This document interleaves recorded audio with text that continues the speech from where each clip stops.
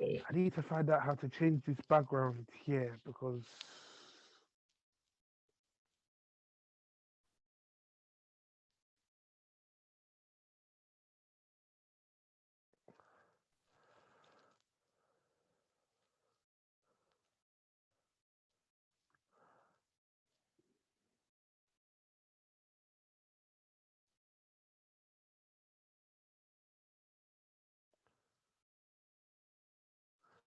you can't do it on Chromebook. This is Wasio, man. Chromebook is actually a Wasio, bro.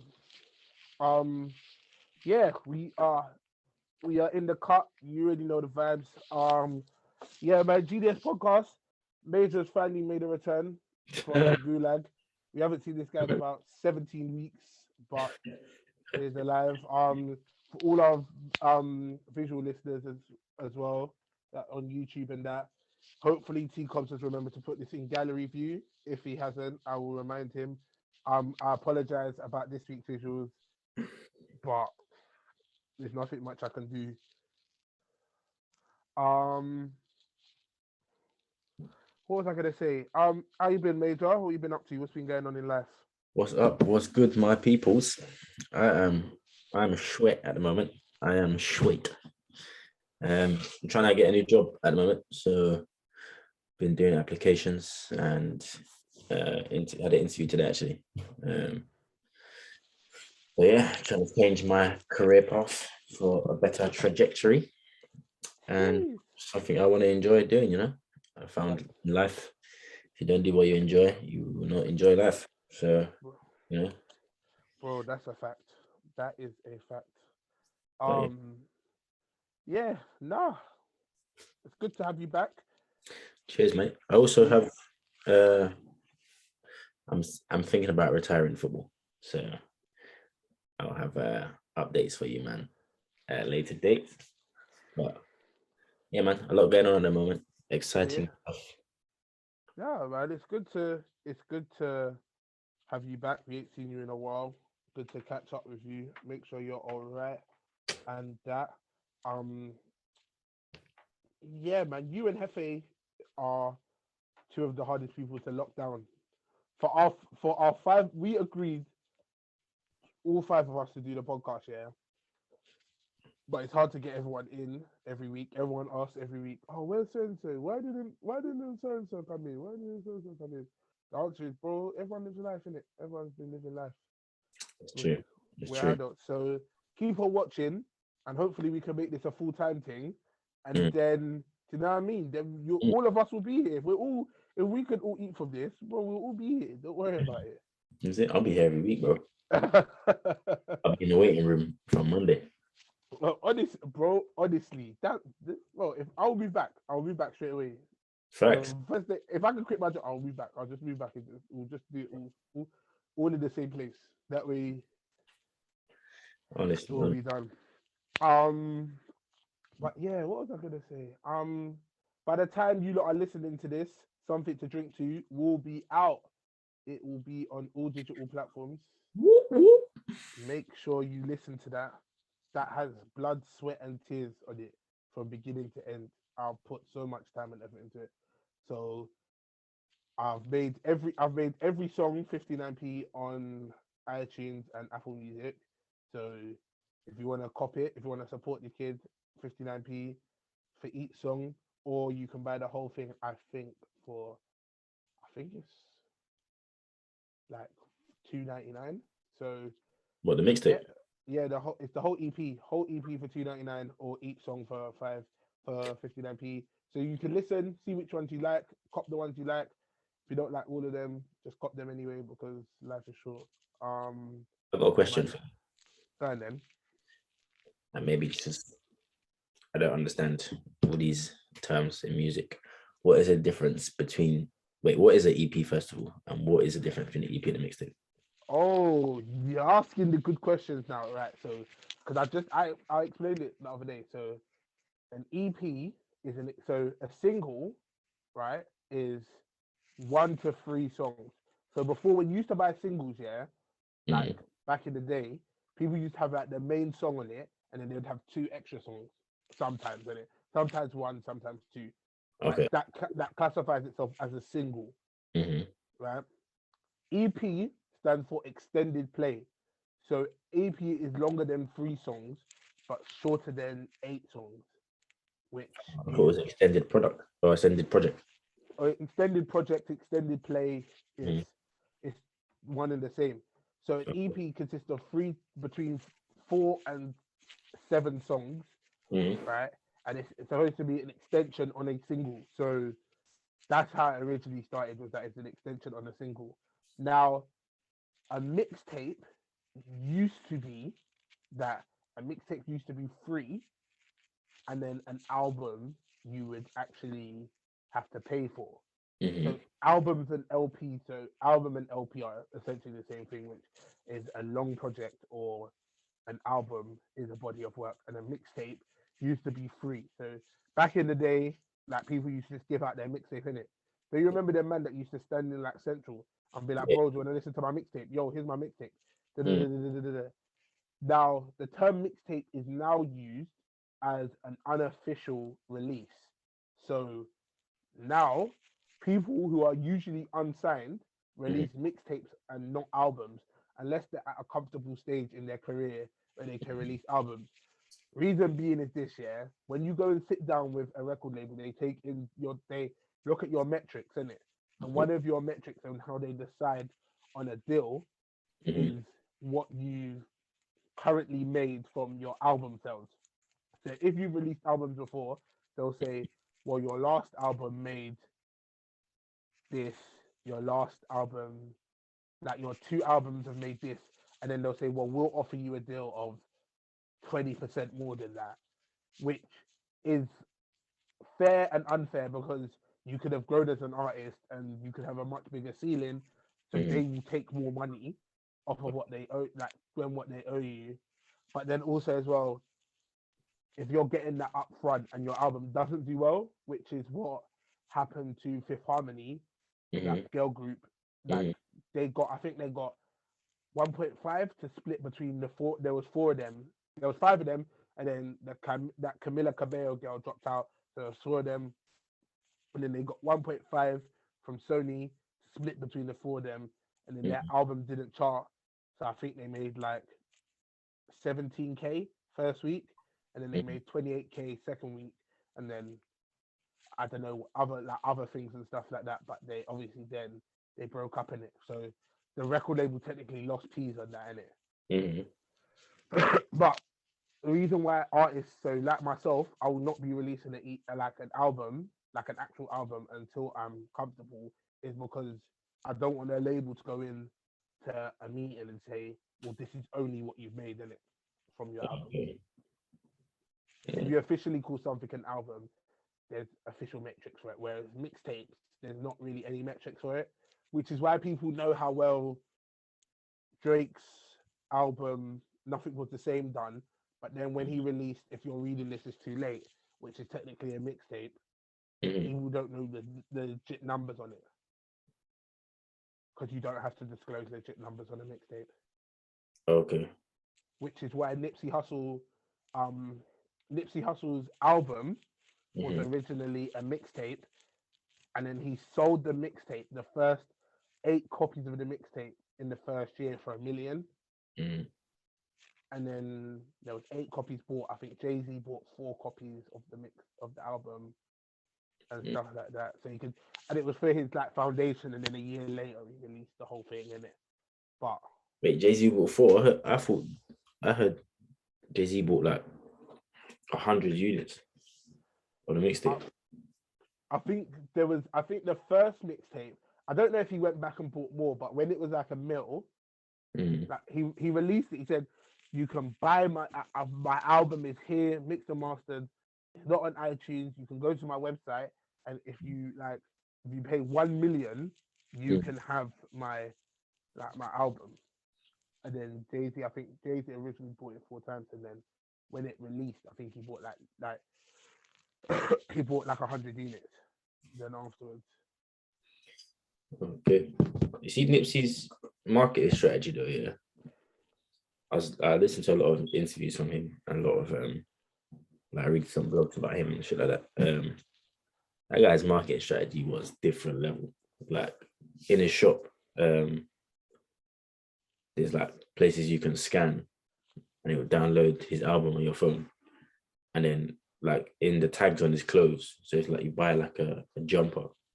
If you scan the tag, you get the album for free on your phone. Yeah. So it was like you're buying 2 for 1, like you're getting the jumper, and you're getting the album. So you're You know, supporting. he got that business model from 50 Cent in it. Is it? Yeah, so 50 Cent's the original of a lot of like merchandise that comes with the music and stuff like that. So Oh yeah. originally 50 Cent used to have at his shows, he Mm, used to have the album on sale and he used to have the album for double price in it. So okay. people could go in and buy the CD, Mm-hmm. or he used to have his merch, and his merch would be like, say, like usually the bulletproof vest, the 50 Cent bulletproof vest thing that he used to sell, Mm-hmm. or the G Unit one was like, I think it was like $30, Mm, but you could buy like a deluxe one for $40, and mm, then with it comes like the album in the little front pocket in it. mm, So that was before QR codes in it. That was how he was doing it. And then when QR codes started and stuff like that, that's when 50 Cent started doing it with his music and stuff like that. mm, So 50 Cent is, in terms of marketing, 50 is probably like the most business savvy. He was the one that started that whole like cleaning your money in it to get on mm, the charts. So he used his re-up money on his first single and went to every record store in New York or mm, every record store in the Bronx. I can't remember where it was, and bought his single in it. He bought every single copy of his single, mm. and that put his single into the top 100. Yeesh. So he used his drug money to put himself in there, Mm. and then claimed that back off the record label when he eventually got signed. That when he claimed it back on Interscope. Clever. It is. It's super smart. I feel like in terms of business, 50 Cent is one of them guys that you like a lot of models you could take from him and be successful. But at the same time, he has a character and a charisma about him that only he could. Or Yeah, there's only certain things he can do. Guys, Like I think there's some things that obviously Nipsey obviously took, and then mm, but Nipsey's swag came different with it. I think it's about music is about selling yourself in it. Like it's about mm, packaging you, whether it's your merchandise, whether it's your music, whether it's your interviews, your tours. You got to package yourself, kind of thing. And I mm, think with a lot of these people as well, what obviously when 50 Cent was making music, but Nipsey was kind of the same. J. Cole, Kendrick, even Drake to an extent as well. If we're being honest, don't put a lot of themselves out there. Like mm, you don't see them a lot of on their own doing. Do you know what I mean? Like obviously you'll see Paps and things like that, but they don't put a lot of themselves out there. So for people to actually get a snippet of their life or a snippet of them, you have to go and buy it. Do you know what I mean? Which is pretty clever.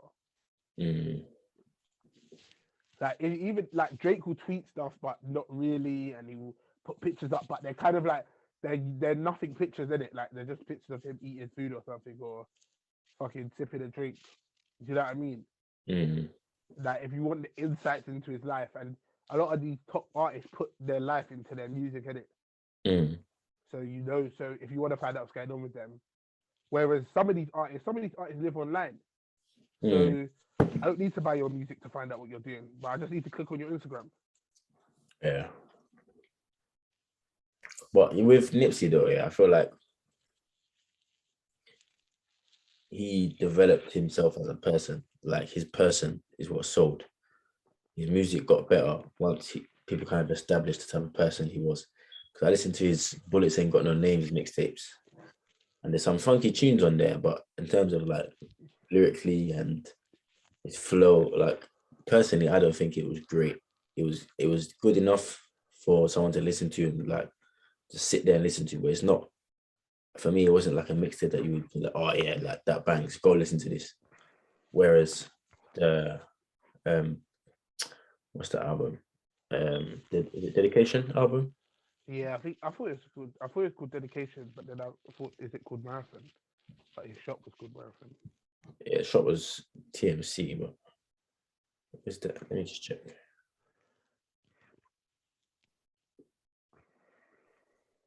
So what the fuck's the album called? Why have I forgot this?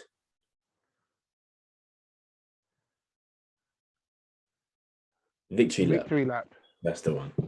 So he definitely had an album called The Marathon, and then he had The Marathon Continues. Then he had Crenshaw, and then he had Victory Lap.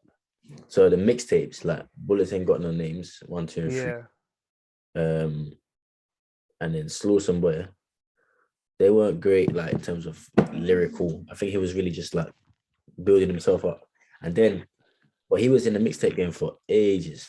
And then when he finally jumped to the album in Victory Lap, it was like, all right, this is the finished product, and this is what we're gonna roll with. And I think that, in terms of him, that was when he was like a full-fledged, high-ranking Crip. He was a fully fledged human being. Like he was on a different level. yeah. I think Knew where it was going, all of that. But then I just feel like sometimes it might be worth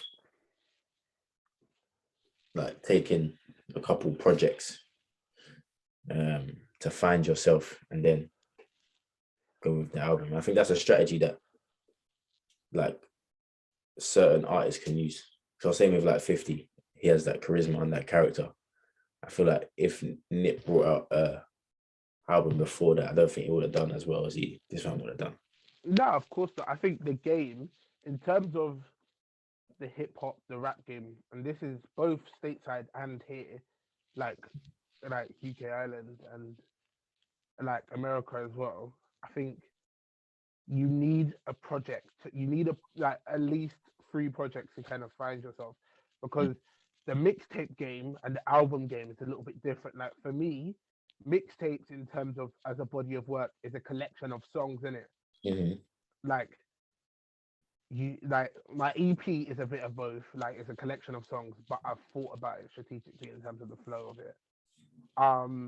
But I also believe as well that an album is like a journey, like from start to finish.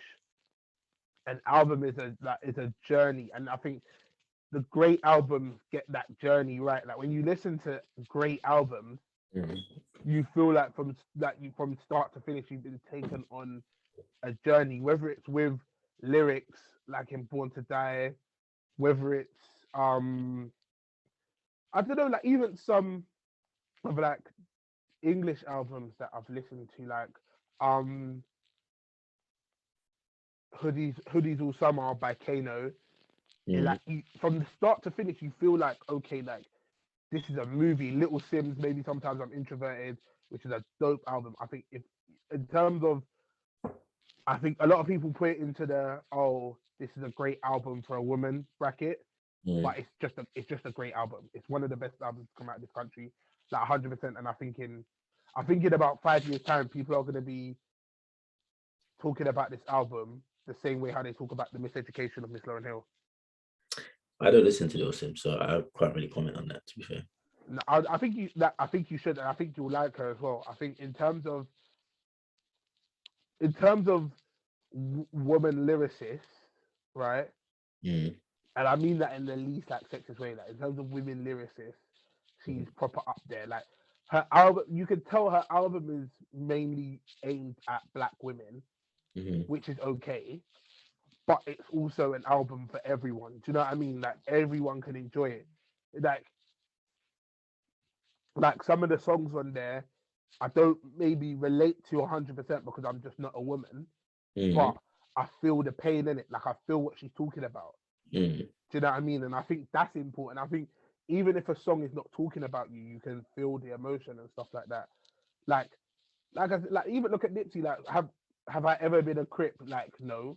Like have I ever had like 4 or 5 days where I'm just out on the street? Do you know what I mean? No. But you can feel the pain in it. Like, do you know what I mean? Like even though that song I may not completely relate, I can feel the pain and I can feel like the hustle, and I can relate it to other parts of my life, innit? And I think that's what great albums do, and I think great albums make you evoke emotion throughout the whole of it, and whether it's happy, sad.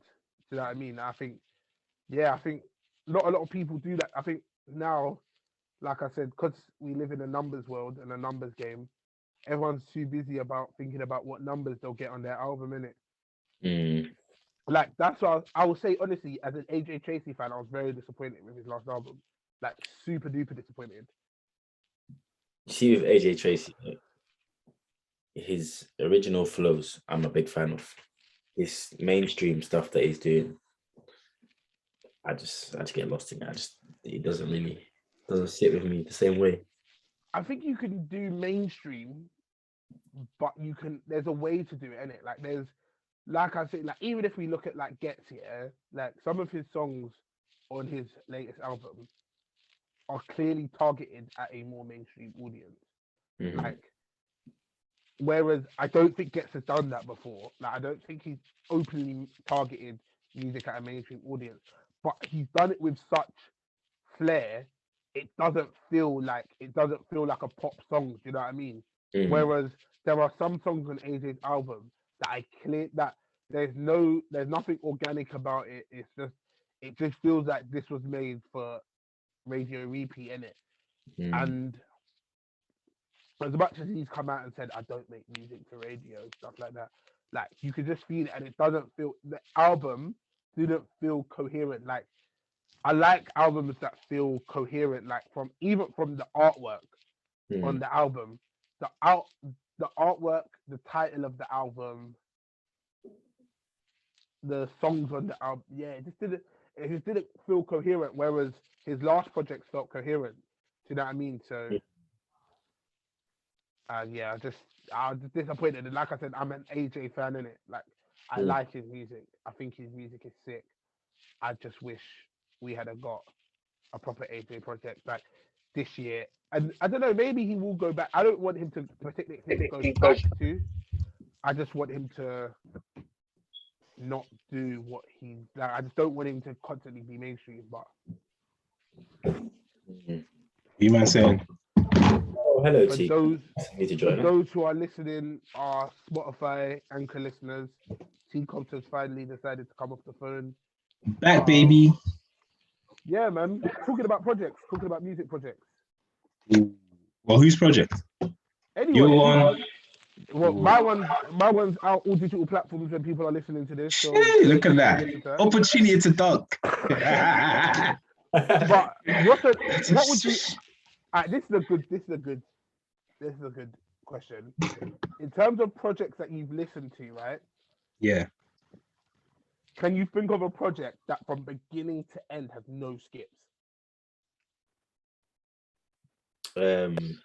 Potter's 20 Day Free. Yeah, train day free. Yeah. Yeah. That's true. Potter's training day free and gets his oh shit, Arsenal just conceded. Fuck. Can't lie. Yes, I really like. And gets his one.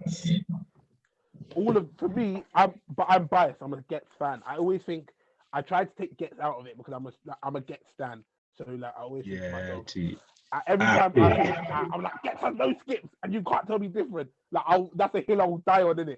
But I also know I'm biased, so I kind of when I think about projects with no skips, I don't include Gets just because of how much of a stan I am. But I also do believe that his albums have no skips. So But to be fair, there's not 90% of projects you're skipping. yeah, It's mostly microwave music. It's microwave music. Victory The lap. only reason Potter's one wasn't was because he was in bin for so long. So he wrote that when he was in bin. His songs. Nah, Good songs. I think he put time and effort into it. That's what I'm saying. He did because he was in bin, bro. He's got all the time in the world. But bro, there's a difference, bro. You could be in bin, yeah. Think about it. You're in bin writing down lyrics, yeah. But then you can get to the studio, and I'm telling you this from experience, bro. There's been times, yeah, I've wrote a full song.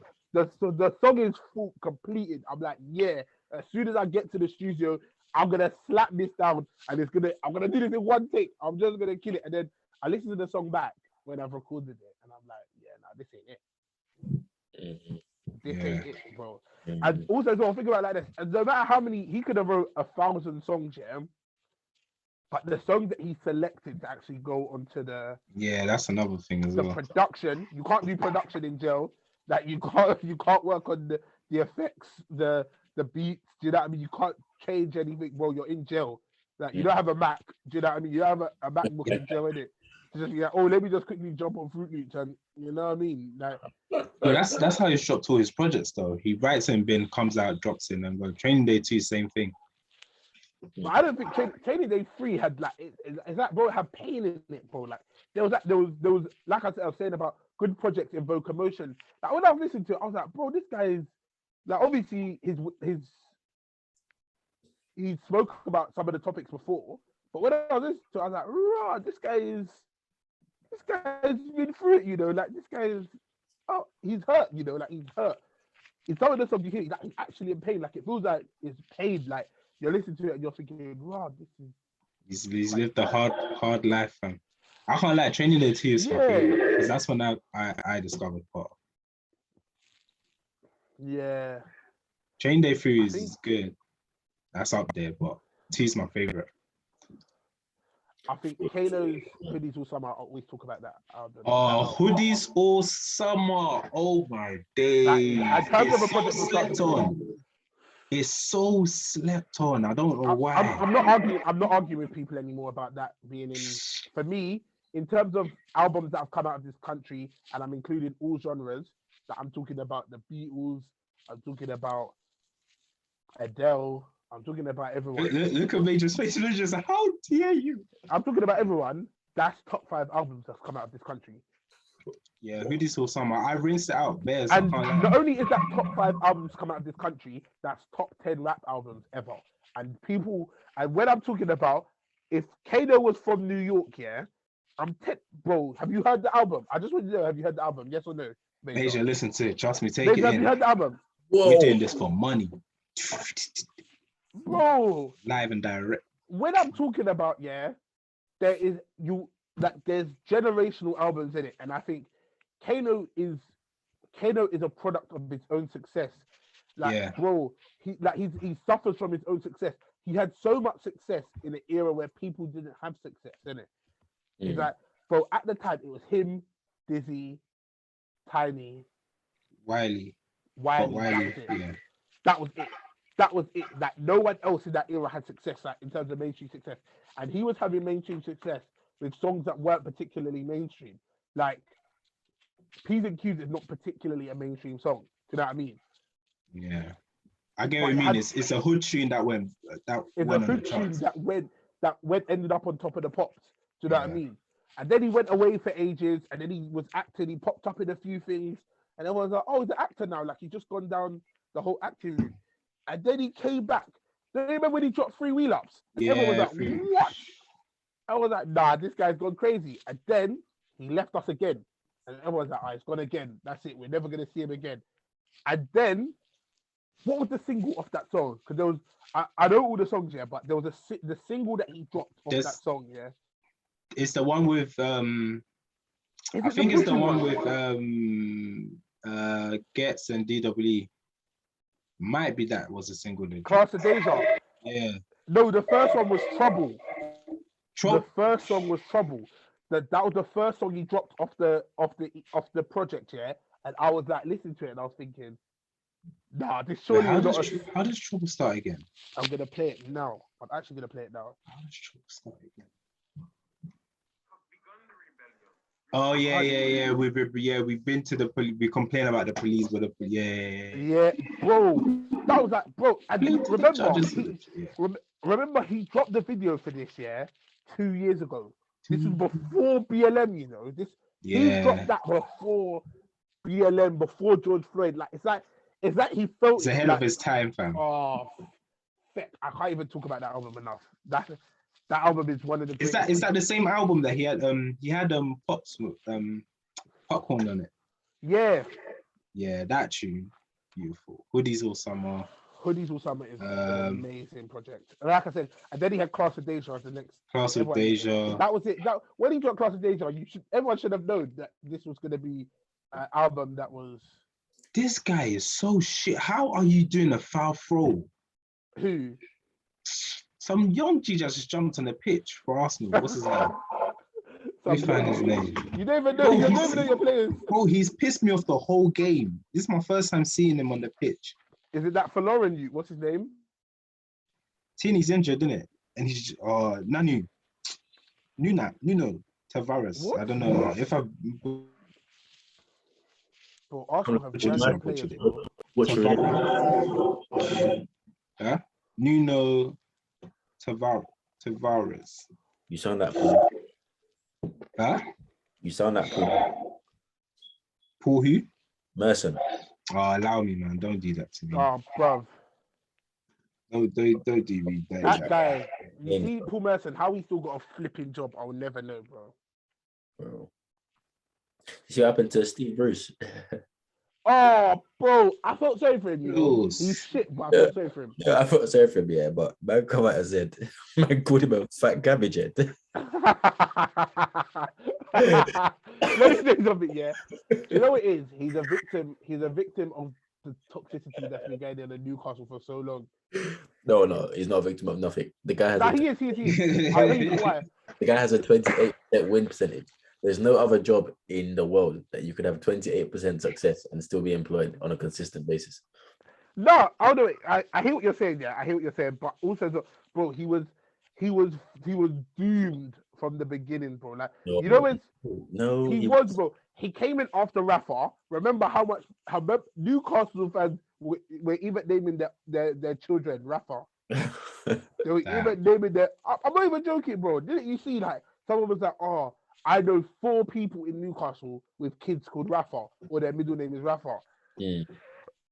He came. So I'm bearing in mind he was hired under he was hired because Rafa Benitez obviously left Newcastle because he was not getting the funds.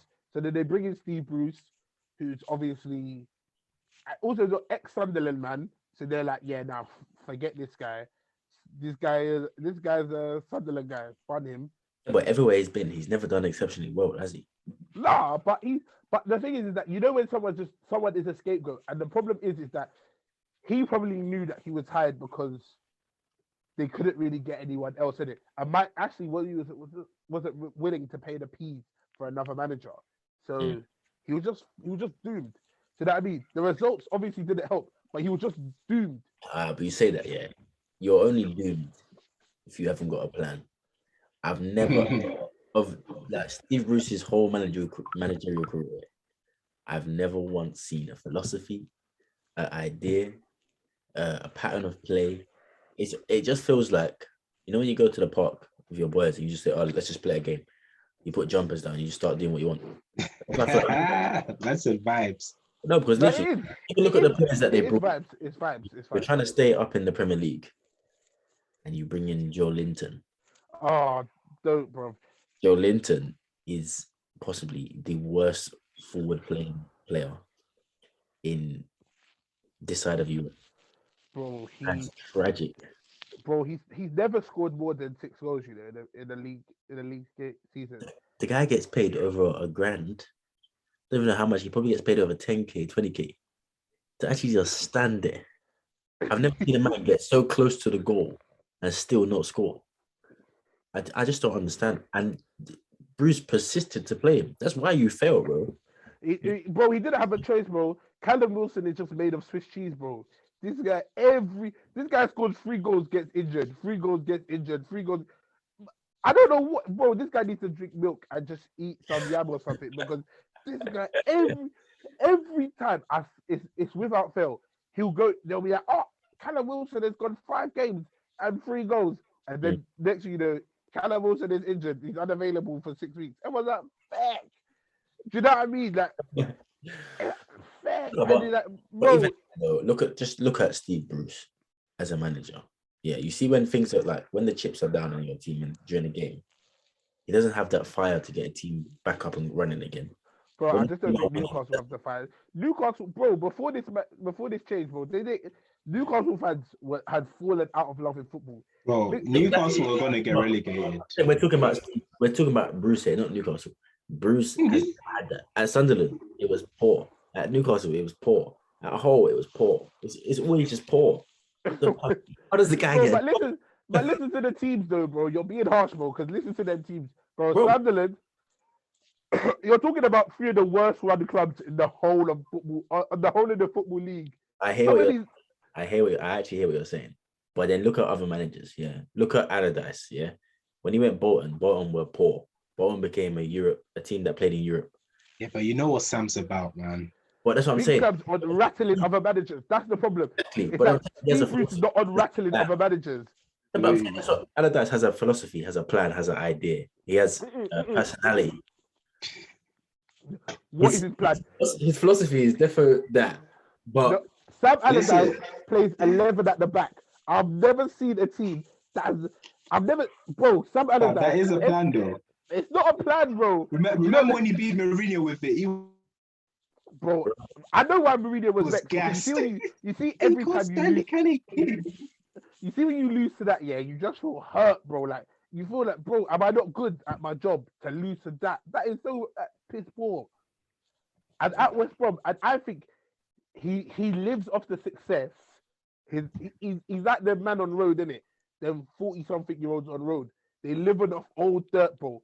They're like, oh, that one time in '93 when that chef man, you remember that? Yeah, but Bro, he's got a you're lot, though. 40, you're 46, bro. Let's Allardyce go. on a regular basis, bro. Yeah. It was at West Brom. That is what doomed looks like. The guy took over a club that were basically already relegated. They needed like one more loss and they were going down.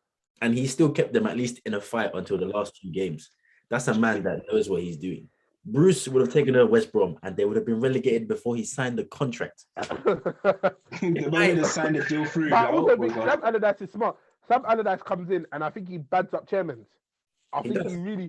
he's bad. Like, he definitely talked to the chairman and said, listen, big man, if I'm coming here, this is what I need. Like, do you know what I mean? If you want your club to stay up, this is what you need, bro. Like this, I'm only coming here if you give me what I need. And But they'll be like, ah, cool. When I was in when I was in 6th form, I did sixth form or secondary school. I did my work experience in at West Ham when Allardyce was in charge.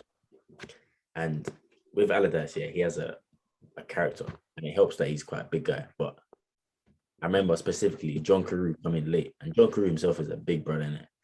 This Yeah. guy just rolled in late, and I was quite small and scrawny in it, so I'm just walking past doing what I'm doing, and all I hear is one roar, like this guy is just barking off in his face, and then he just told me, the same way you rolled in late in your Bentley, get in your Bentley and roll out and fuck off, bro.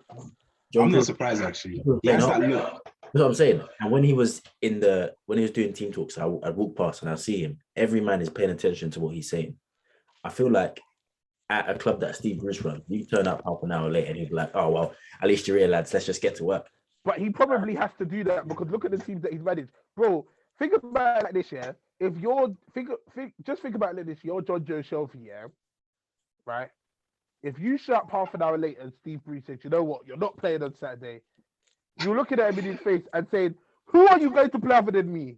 Who can Yeah. you play? You haven't got the funds to buy anyone. You haven't got, bro. You're lucky I'm even coming here. You're even lucky I'm even still here. You'll probably tap him in the shoulder, but like, big man, relax. Honestly, Steve Bruce will be like, Oh, you do you're your job, late, I will you're do late.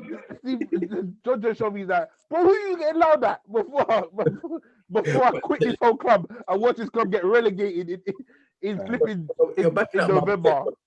You're backing up my point. That's what I'm saying. Steve Bruce doesn't have that character to hold a club. But But also, Big, bro, Big Sam looks like he's ready to fight, man. Like he's daring someone to try and beat him. Bro, Like he's hoping, like he's itching for it it. starts at the top level. It starts at the chairman level. Like think about it like this, yeah. Steve Bruce's boss is Mike Ashley.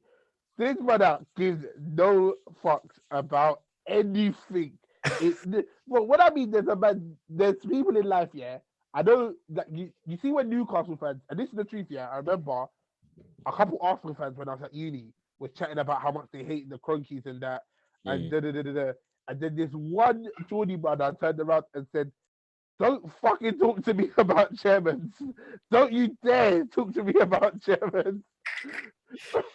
Bro, but you know how Arsenal's managers, like Arsenal's chairman, only cares like if you guys finish in the top half.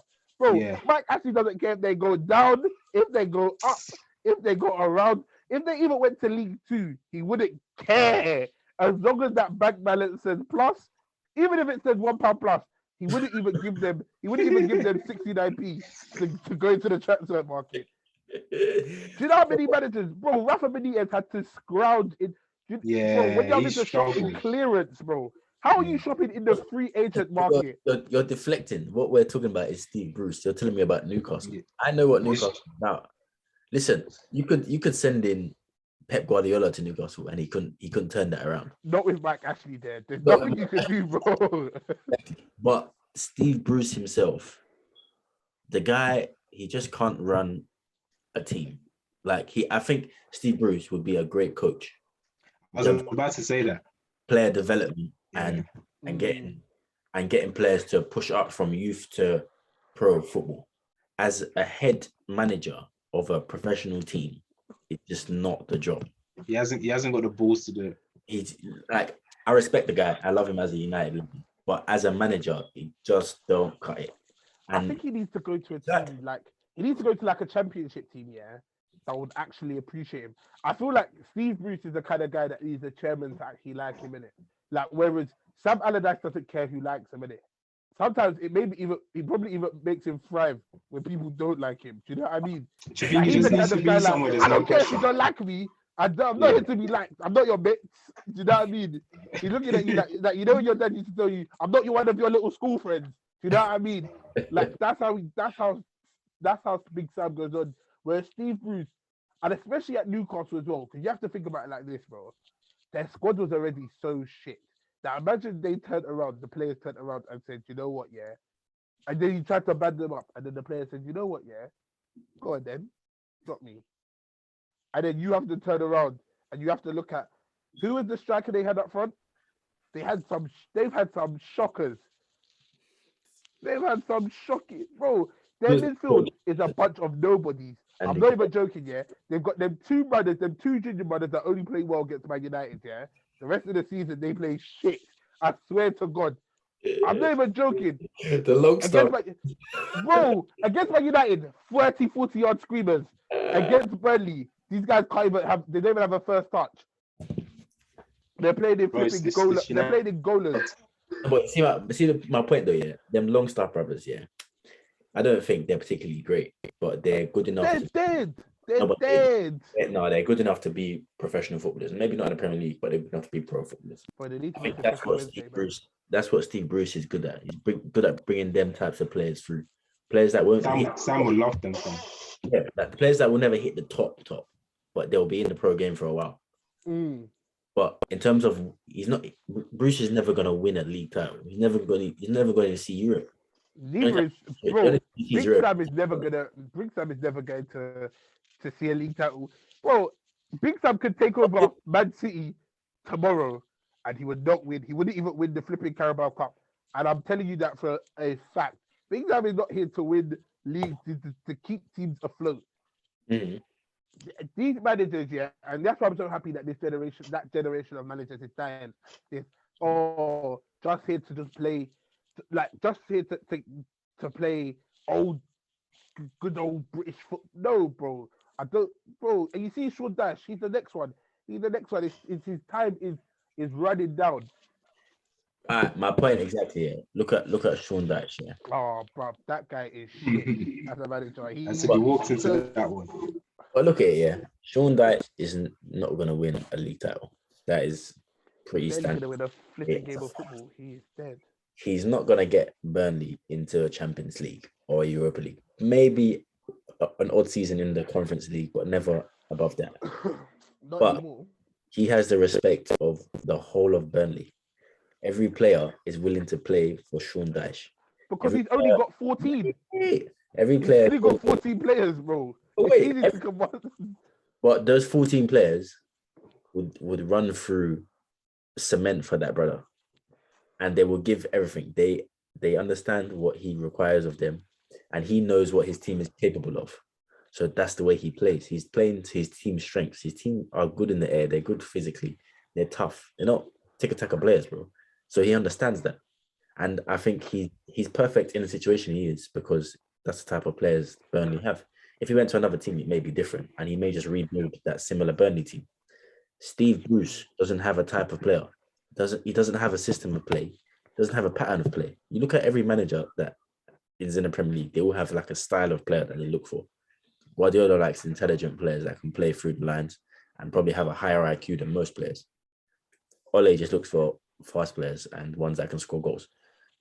Ole's still playing FIFA. Ole doesn't know what he wants. He's playing Ultimate Team, fam. You can see it. He's playing, Football Manager 2017, where, bro, all you needed 2 fast wingers at Man United, and you'd win the league. You'd win the league 3 seasons on the trot, and then. But look at our recruitment. Yeah, you can see, like, at least for the past 2 or 3 years, there's kind of like a type of player that he's looking for. Look at Sean Dyche at Burnley. He gets in those types of players. Tell me what Steve Bruce does. Steve Bruce just throws a bunch of names from like the League Two pool hat, and then just dips hand in. This will do.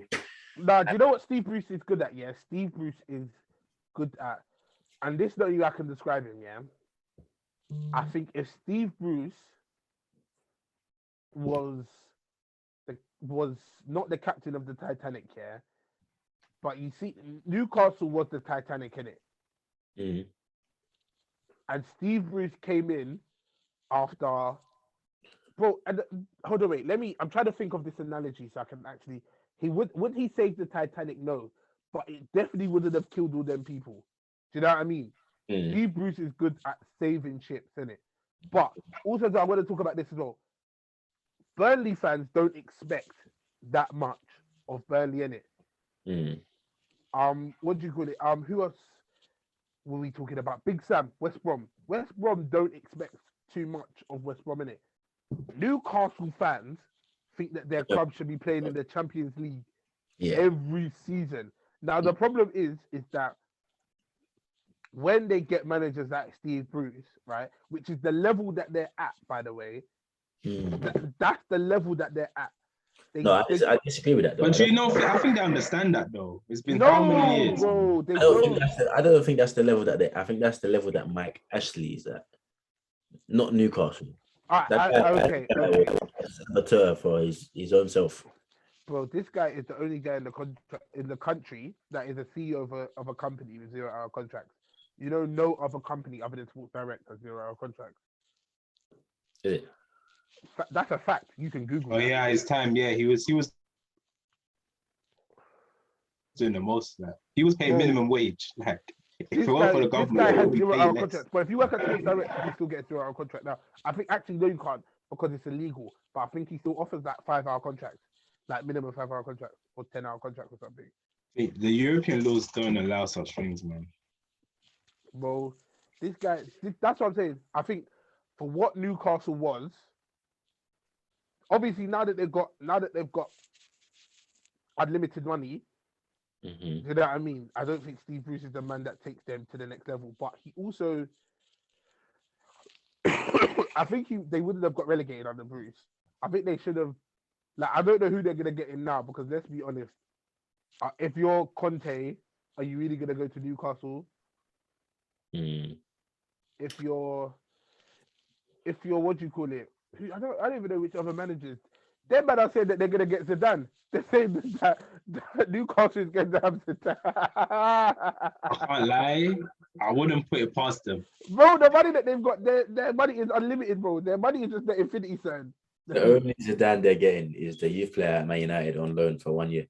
Oh, I wouldn't put it past them, man. Bro, I don't know. Bro, they can have anyone, bro, with the money that they've got, yeah. I think they have to be careful with it and not turn into QPR. They have to do what Man City did. You have to buy like 12 good players in it before you, like, that squad is shocking. Like, you couldn't just buy Mbappe, do you know what I mean, and put him in that squad. Yeah. You have to grow.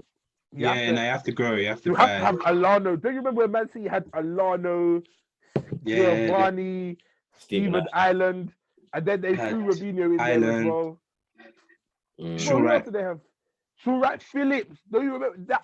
That was a good squad, didn't it? And it built them into Them man. Yeah, nah, you're right. They're slowly done it like just Sean Wright Phillips, And then Island, all of after a them. while, they brought in. And then Robinho. Newcastle are gonna do what Man City done because Yeah. their owners is Nah, I think their managers are good. I think they're gonna try to skip a step. I think they're gonna just try No, buy they everyone. will skip a step, but I mean, it's like 3 years they're competing for Prem. Max. no, 3 you know, years max. them man are talking to Usman Dembele. Man, like Usman Dembele. Bro, him and Wilson together will play a combined of 6 games all season. Bro. No, but DP, imagine they talk to all their agents, yeah, and then just be like, yo, Mbappe, Dembele, Holland, all of them, like They should just just look at man. They should wait to see which man are willing to go China. You have to talk to the man that was remember the man that ran for China. Oh, Remember no, man that ran China that quick one's to a get the mistake, piece. boy. China. Them players that go China. You're gonna get players that are playing solely for money. Yeah, Newcastle like a bit of somebody that plays with a bit of pride. Nah, bro, I think they're over that now. I think they're like, fuck pride, bro. We just want to win Yeah. games, bro. Do you know what I'm saying? Bro, how long have they been riding on pride? Pride, bro. pride's you know- gone, bro. Bro, they've been riding on pride and just scraping Premier League existence, bro. They're like, fuck pride now. We just want to win games. Don't you see their man holding pipes with flipping turbans on? They're taking the Yeah. fucking piss. They just want games. They said that the Man City Newcastle game should be called the Oil Classico. You know how flipping disrespectful that is. Bro, I can't even lie though. By the time Newcastle gets that level, it won't even be a Clasico anymore. It won't be a Clasico anymore because Newcastle's money makes Man City's money look small. Yeah, do you know what would be so sad? Man City could never outbid them. Like anyone that puts in an offer for a player, I can just see everyone just waiting to see what Newcastle does. You know, you go to an auction, yeah, Yeah. and you get that one guy that just refuses to put his hand up. Yeah. That isn't. Man said the price is right, and he just got the thing holding it there like that. The guy's like, "You can stop bidding. It's only you that's bidding." He's like, You know "I'm what it bidding is? myself." The person that's doing the bidding is always just looking at them. What? Just waiting for them. The transfer window is gonna be a mess, bro. Do you know what they should do? They get, like, You know what Newcastle should do? Yeah, they should go through each I'd say, each team in the Premier League, right, and look at the players, look at their best players. So go to Norwich, alright, cool. Todd Cantwell, Mm, the mixed race brother that plays right back for them. Mhm. What's his name? Max Aarons. yeah, Buy him. Boom. Who's next? I see what you mean. Bro, just go through the team systematically, buy their best players, because you can say, bro, we're all on the same level here. But if I put this team together, do you know what I mean? And then if you get mad, bro, they can just go think about it like this. You go to Burnley. There's not a single Burnley player that anyone wants, bro. Forget about Burnley. I don't even know why I said them. Burnley is Dwight McNeil. these shit, man. Stop, bro. Dwight McNeil. Everyone's gassed off this long-headed guy, bro. This guy looking like one Oh. Yorkshire Terrier, bro. I'm Look sick at and a man's tired of- look. He's shit, bro. He's What is- actually so What dead, does his bro. face have to do with his ability? A lie? No, because he's so dead, bro. The thing is this shit is because he does one step over, yeah. He's the only player in Burnley that could do a step over, and everyone's like, oh, he's alright. Bro, He's alright. listen, I'm not putting him up there with the wonder kids, yeah, but the guy's consistent. He's one of them players. He's like a 6, bro. He's a bro, 6 out of 10. he'll play 38 games a season, and for 38 games he'll be a 6 out of 10 minimum. He'll be in like a 6 to 8 category. Out of 38 games, he'll have 30 games where he plays 6 out of 10. No.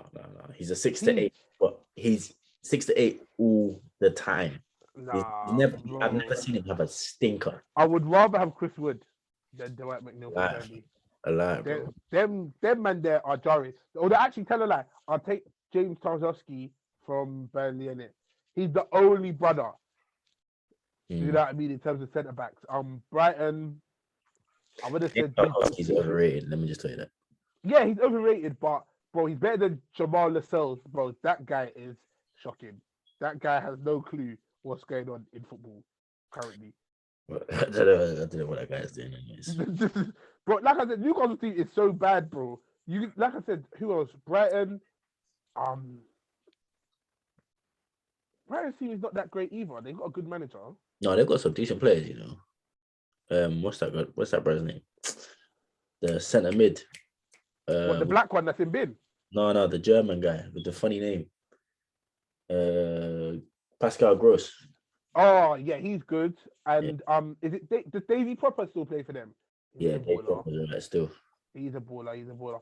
Get Neil Mopai just for the shithousery, just for the vibes. You have to get Neil Mopai in there as well. Right back. The short black brother. Oh, Tariq Lamptey as well. Yep, buy him. Boom. Take Lamptey. Then also as well, then you just have to raid Chelsea's under 23s. Just go, big man. Which one of these players is in this?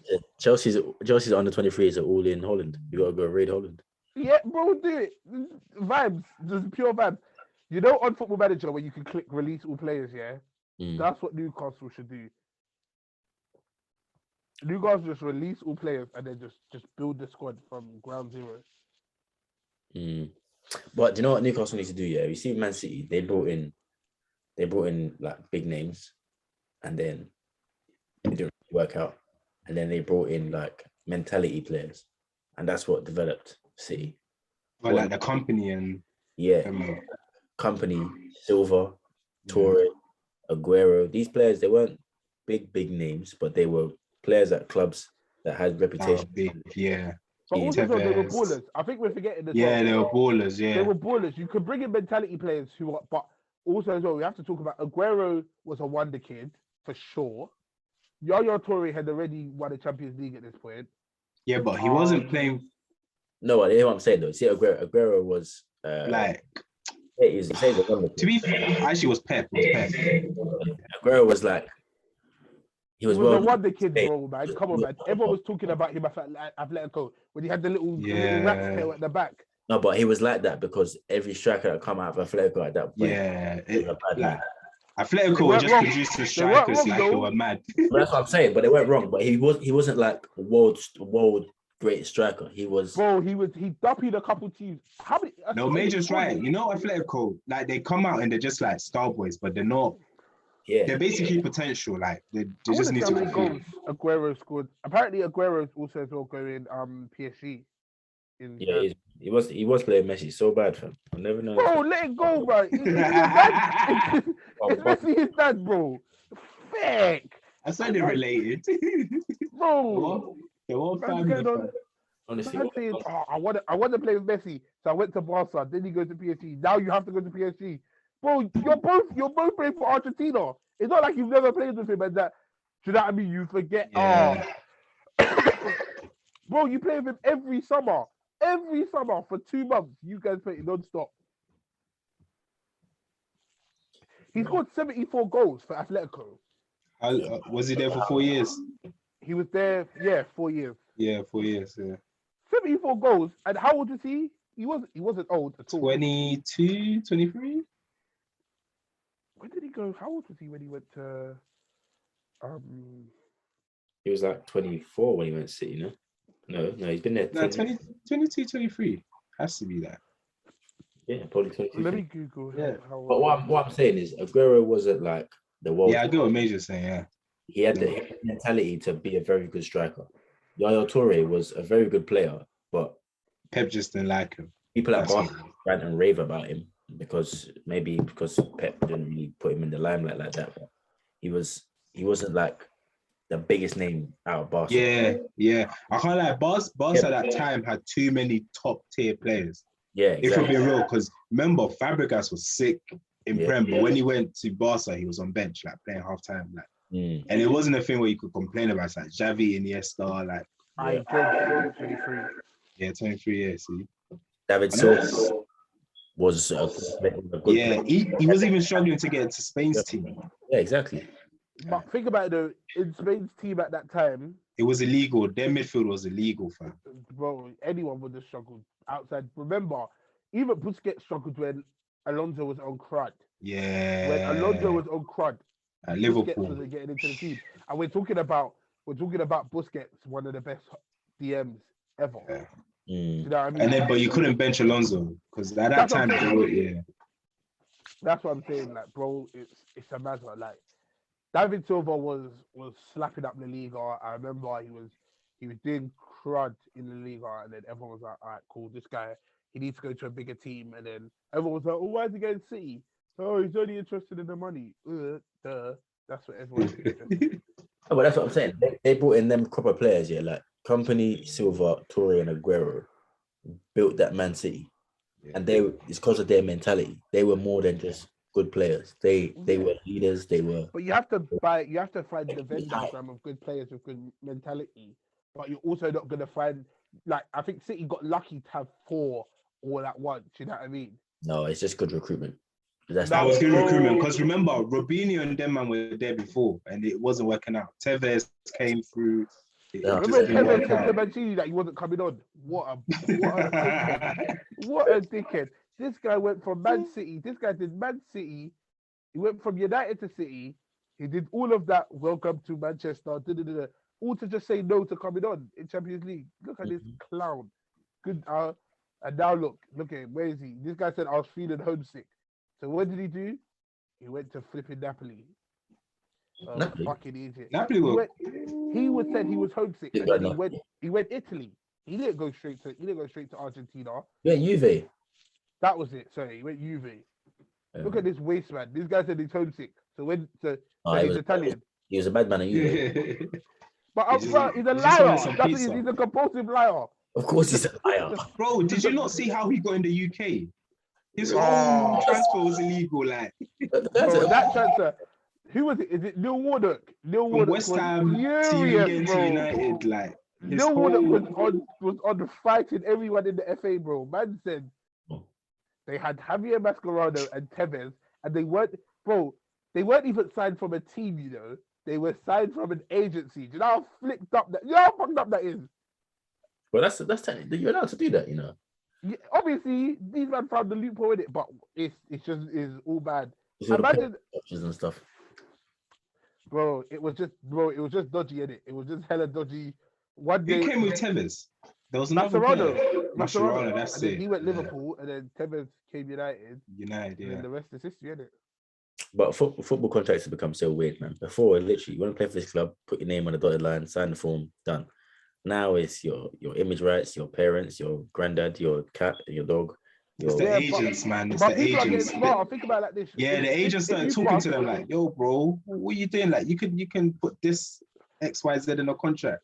Don't sell yourself short." You have to think about it like this, yeah. Look how much money Sky, CBS, BT, Prem, all of them, all the leagues. Look how much money is chopping in it, and they're chopping because of you, bro. Like, it's not. Yeah, they're not. Your teas are selling out. I don't pay BT subscription to look at Daniel Levy and the Glazer family. Do you know what I mean? I didn't.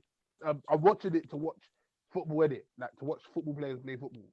So I get that, but I'm saying agents and their contracts, them men are making football a lot more. Like they're ruining, not ruining, but like they're making transfers a lot more difficult and longer than it needs to be. Like, but also as well, you have to think about it. Teams have been eating off of players for too long, bro. Yeah, facts. I think about that. Football careers are short. Even the day you bust, you get your first proper contract when you're like 18, yeah. You've only got 20 years to kind of chop money, and then after that, it's done. Major, I see what you mean. I hear what you're saying. For us as fans, it's annoying, innit? But if you really deep it, they do, like, the agents are doing the right thing by them. No. How are you joining a club? Your team, obviously some of them, but as in, like, imagine you're joining a club and your team is basically making them more money than what they bought you for and how much you're going to be paying. Like, come on, man. No, I get that. You need a nice car. Players have to do this themselves. They're just lazy, and then agents take advantage of it. Like some of the agents that I've seen are ridiculous. For you to sit in a room and negotiate, you're getting paid. No, but it's a tough one because as a footballer, you're just a footballer. Bro, all you do want is just play football. Some of just hoping. They chop money. They're charging by the hour. T-Coms will tell you. They charge by the hour. That's when you're seriously making. That's when you're printing money. You're not even chopping. You're just printing it. They're illegal. They'll do the job for 10 minutes and then they'll be like, "Yeah, it took me 3 hours." 4. And they'll send you a bill. the bill says 7,000. You were saying, Jesus Christ! This took four. It took 4 minutes. No, it took 4 days. I'm telling you, it took 4 days. Bro, Don't argue with me. it's ridiculous. But it was what's gonna happen, man. Let's be real. Especially with Oh. social media and everything. Imagine like footballers, like just being a prem baller in the top 6. Your like minimum followers you have on Insta is 1 million. Like, But I'm saying players know this. Like, you just have to be aware of yourself. Like De Bruyne saved himself like £7 million by negotiating his own contract. How you get charged 7 million to sit in a room and say, my client wants this, my client wants this, my client wants that. I can do that myself. yeah, I get it, but remember, they just want to focus on football, bro. Bro, you're so Nigerian, Barry. You know, not everything you can do. No, but Efficiencies, I fully get it. I'll negotiate myself, but fam, Right. remember, these lot came in the game for football. They're like, I know. remember, they're already earning enough that they don't care Bro, about money. listen, all I'm saying is that these men understand the legality of things. There's certain things that you may not understand that they are like, even though, yeah, we talk about how much money they get paid or whatever, but bro, it's about understanding the legality of some of these things. Hold on though, because not all agents are lawyers, bro. No, not all agents are lawyers, but it's about it's But not they'll about know the they'll lawyers know the and they'll ins and be outs, able they'll know the to. buzzwords. They're reading through the Yeah. contract You'll and they be know the surprised. buzzwords. You'll be surprised. A lot of agents are just very good negotiators. Well, like Yeah, of Kane's course. agent is such a shit negotiator. The lawyers. That's still a gentleman agreement for yep, that looks right. Yeah, bro. I mean, guys, Hey, I want, bro, I I got want it. whoever's Messi's Yeah. agent. I want Messi's agent. Yeah. How does Messi, even in a contract, have a fee where he could just leave at the end of the season for free? Yeah. nah, but he's committed a lot of years for that, man. He's earned that. Even now, apparently he's got like he owns like a rights to not half the stadium, but a portion of the stadium. So every part of match day fees that Barcelona get is paid to him. He's Yeah, Asian but that's pattern. of course though. But think about it like this. But how, like, you have to pattern that. Like, bro, there's some man. I'm telling you for free. There's some man. I'm not saying who are on Messi's level in it, but I'm putting hours for their club, and they can't even get tickets to the game. Do you know what I'm saying? They can't even bring their granddad. He came putting You know in what I mean? efforts and bringing in the goods. Bro, do you think Kevin De Bruyne has a part of the empty head? No, Nah, but City situation is very different though. but you see, but okay, De Bruyne is the star man now. Yeah, he can't get part of the Etihad because if he gets part of the Etihad, you gotta give part of that Etihad to company. Yeah, company. They're not there no more. Silva. They're not no more. They're not no more. They're not around.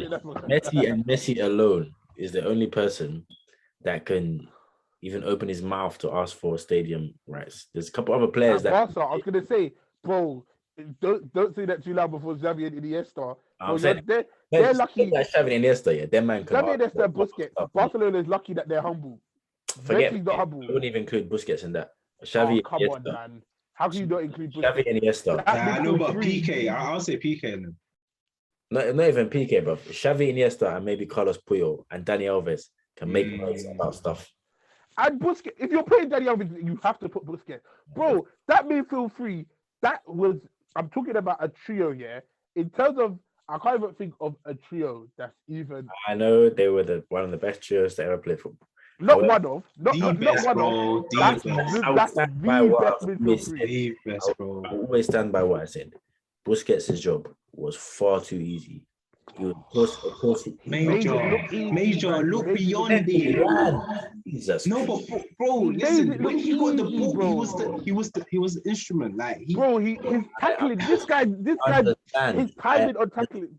Bro, I Oh, understand. his IQ was so mad that instead of him to run across, he already stood. He knew. He was Okay, let me already position there, myself bro. This guy here. was 50 I steps ahead. understand you, but what I'm telling you is when you play with Xavi and Iniesta, you don't have to do a lot of stuff for you to be considered to be a great player because No. the majority of You your have to do a lot of stuff. already done. Bro, good and great is two different things, bro. Bro, come on. The guy You can was a defensive midfielder who barely Dude. knows to defend. Bro, no, come on, man. Don't say no, Defensively- bro, they had 90% possession every game. Bro, bro. But do you know, bro? I keep on telling people about this. Yeah, defensively, his Dani Alves defensive is the crud, best example. bro. His defensive crud. Yeah, bro. This guy's tackling. I'm talking about precision here. We're talking about precision. I love the way you close your eyes.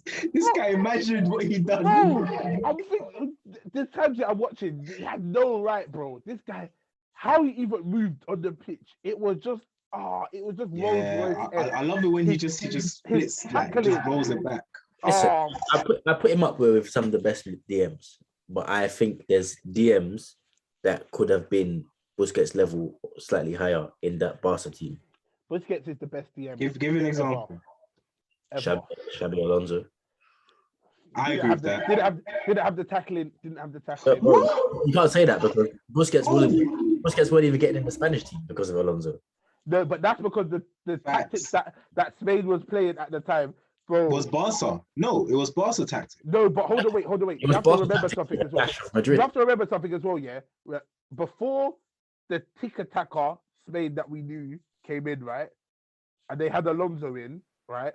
Yeah. Alonso was spraying ball. Remember when it was Alonso picking ball to David Villa, yeah, and it looked good, but it wasn't winning them trophies, bro. Like they needed to show, like going forward. Spain had never had an issue with forward players. They've always had good forward players, right? Defensively, they were always shaky at it. Yes, they had Carlos Puyol, but they never had anyone to kind of complement him in that role. And then Busquets and Piqué came into that team, and then I don't know who they had as fullbacks, but I don't really care to be honest because that three in the middle, and it also helped as well that most of the Spanish team played at Barcelona. Do you know what I mean?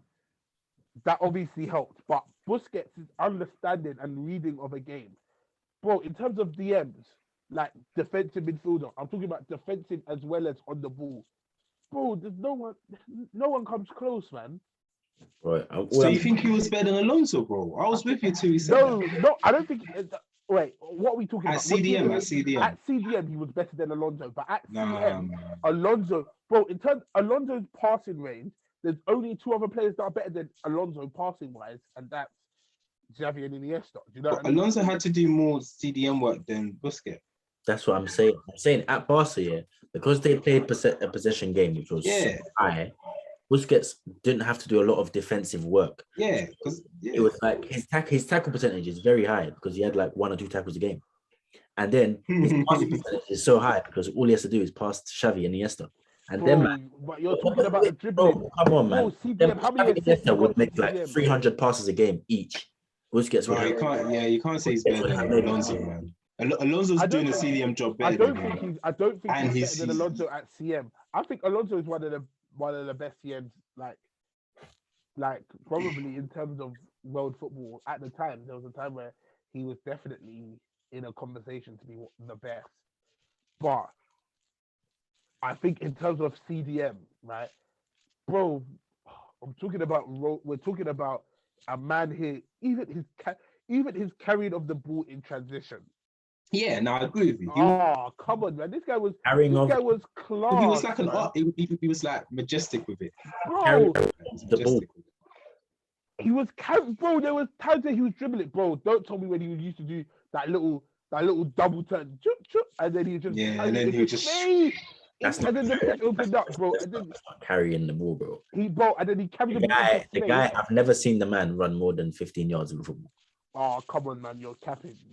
I'm not capping. When you talk about like one touch and keeping the ball, Busquets is definitely up there in the top 4, top 5 of all time.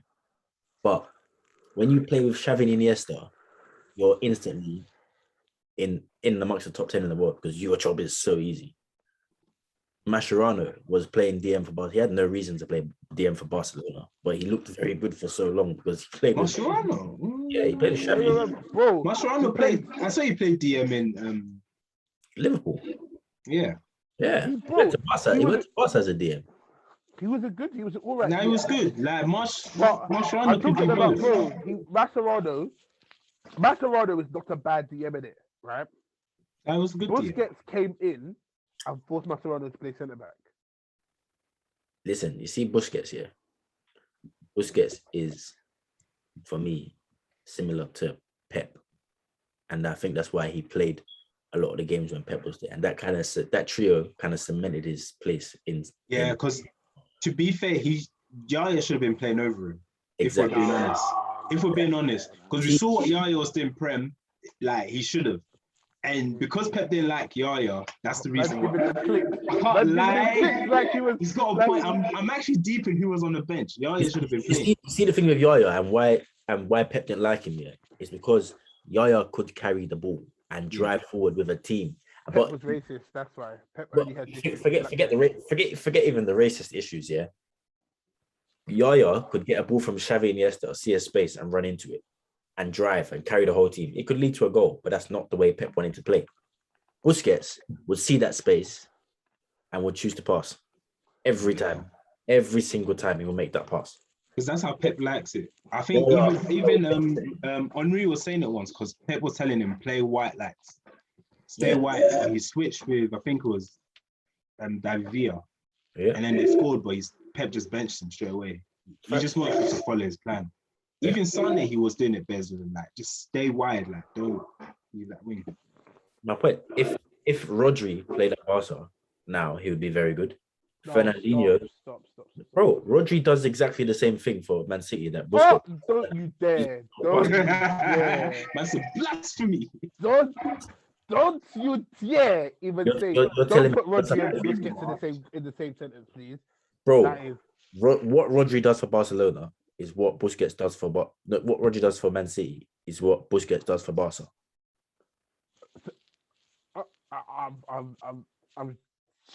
I'm flabbergasted. Why? I can say this. Rodri is not anywhere close. We're talking. Yeah, bro, I can't lie. You're moving mad, comparing Bro, Rodri. Rodri we're hasn't even earned talking his back in the stripes yet. market, bro. Yeah. Listen to what I'm saying. Did I say Rodri and Busquets are on the same level, or did I It's say the same job. Did I The say their same job, tasks bro. are the same? Rodri even two Rodris couldn't do Busquets' job. Bro, Busquets is a Rodri plays similar to how Pep played. They do the same job. Fernandinho. bro. If the same Rodri was job as good, comes if on. Rodri was even close to being able to do Busquets' job, yeah, Fernandinho would have been 36 starting every week. I'm telling you for a fact, if Man City had prime Xavi Iniesta, Rodri would be in the top 5 midfield. That's honestly a fact. Don't get me mad. Watch, honestly, maybe you just don't like him, yeah. But watch Rodri for Man City. Yeah, he cuts out a lot of loose balls. Bro, this guy is sloppy. This guy is sloppy. His passing sometimes is off, and Busquets. Bro, Do you the think only Finn reason will he's come passing back? off, yeah, the only reason he's passing off, his reading of the game is atrocious. He Nah, cannot read the game. why? Busquets. One thing read a about Pep. No. One thing about Pep here. He'll never use a player that can't read the game. Oh, I'm And sorry. Why has he got yeah. Kyle Walker? Why has he got Kyle Walker Yeah. playing Yeah, right that's now? why he gets benched a lot. Midfield, he will always have a player that can read the game Oh, well. so why? How old is Fernandinho? And he starts over Rodri, please. No, Fernandinho will replace him soon. I'm giving him Feb. Fernandinho did that. Bro, job. Fernandinho is old. That's why he's looking to get replaced. But Pep can't trust Rodri. Bro, there's a trust. You have to build a trust with Pep. Yeah. innit? Because Pep even has to Jesus trust is you. having the same problem. When Bro, Aguero kept he on can't coming on. trust. There's players in that team he cannot trust. Bro, he trusted Aguero. He trusted David Silva. Bro, he didn't even trusted trust him. company. Bro, don't even get twisted. Remember when he come in, he told Aguero, "Gee, you're sitting on the bench." Yeah, No, he didn't tried like to. Aguero. He didn't like didn't- him. he But tried- Aguero he said, tried it. not today, Aguero motherfucker. looked at him like how John Joe Shelby looked at Steve Bruce. I dare you to drop me down. God, you play Eddie Jekyll up front and see what happens to you. You know what Pep's problem was? Joker. The people at the top will be looking at him like, do you know what? I don't get it. How you benching Aguero? Like, you better play him, bro. Like, Bro, everyone was looking at him like, oh shoot, this guy's benched the girl. And then he played Eddie Jekyll, and Eddie Jekyll scored 4 goals in like 16 games, and everyone was like, bring it back, reload it's it. Jesus that was the biggest disappointment. Like, that Bro, was his opportunity to kill Aguero, but he couldn't. Bro, they couldn't kill. Bro, every time, and you know, Pep really didn't like. He what do you tried. call it? He really didn't like Aguero. Aguero, yeah. But in the end, he built a trust with Aguero because he's like, bro, in terms of world strikers, it don't get much better than this. Do you know what I mean? See, I don't think it was trust. I think it was a thing where he knew if he wasn't playing Aguero, he's not going to be winning the trophy. So No, but that's what I'm saying. It's a trust. You have to. I think though with Aguero, yeah, it's not even about a trust. yeah, you know what it's about. He said like, I need to trust you, and Aguero said, "Trust me or not, I'm gonna score goals." So you're gonna. That's the thing. He said your feelings come back irrelevant. He said Aguero was fat when he come back from preseason. Aguero said, "I'll show you fat, mate." When they scored a hat trick, and said, "Now call me fat again." Then he started training mad hard. If the final, if he had trusted Aguero, he would have started Aguero in that Champions League final. Yeah, Never trusted Aguero. Yeah, cool. Aguero is the wrong example. He trusted David Silva and he trusted Vincent Kompany. Wholeheartedly. Even Kompany. Fernandinho saw he trusted him. Kompany started getting injured, and then he started bringing in replacements. I think he tried to bring. I think he trusted Kompany, but like you said, Kompany was injured, so yeah, he couldn't trust his knees, bro. Yeah. Not that he didn't trust Kompany, just didn't trust his body. Do you think it was like a more of like he can tell Kompany's a leader and like and try and take him out of the team? No. I don't think so. I don't think it was that. I think he trusted him because every time Kompany rarely had bad games in it. Like Kompany didn't get beat often. Like in terms of whether it was foot races. Yeah. Kompany was a hard centre back to beat. Yeah, he's cold. Do you know what I mean? Like, bro, I look at some of the Kompany's partners that Kompany uplifted. Like, I don't care what no one said. Yeah, not even Virgil van Dijk could make Mangala look like a good centre back. Mangala was.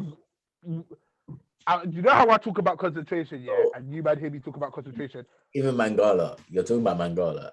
The best one is Otamendi. That guy was in Team of the Year for 2 years in a row. There was no other centre backs. This season. It was just Otamendi. That was it. There was no other centre back. You know when you forget, when you go through names here, and someone's like, "Oh, we'll name centre backs," and someone said Otamendi, and everyone was like, oh, "What's my man's name?"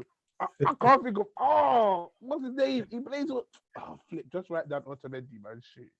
No one even looks at centre backs anyway. That's what they did for Team of the Year. They said, no one even looks at centre backs anyway. Just put whoever. Do you know what I mean? But bro, Mangala. When I talk about concentration, yeah, you know I say, like Wan-Bissaka could only concentrate for 60 minutes. Yeah, Mangala, even minute 1, he was not concentrating. Not a single part of that game did this guy say, I'm actually gonna focus on playing football here. You know how many times if this guy was any slower, I'm talking about even if he was half a yard slower, he would have conceded about 30 goals. Bro, if he was even a little bit slower, I'm talking about this guy sometimes players used to dribble around him and he used to be like, oh shoot, I think I have to catch them, And Kompany would just tackle them and Kompany would be looking at him like, what? Like, and Kompany said because he was big, he said you have to go to the side because he was so vexed with him. He's like, get this guy off. No, but and he trusts Fernandinho. He trusts Fernandinho 100%. 100%. But that's what I'm saying. He trusted. That was his guy. He can't trust Rodri. Any successful team, that Pep manages, the DM is the one he trusts the most. And that's why Rodri can't. That's why Rodri can't be trusted. Oh, he's working against them. Rodri plays in the game now, fam.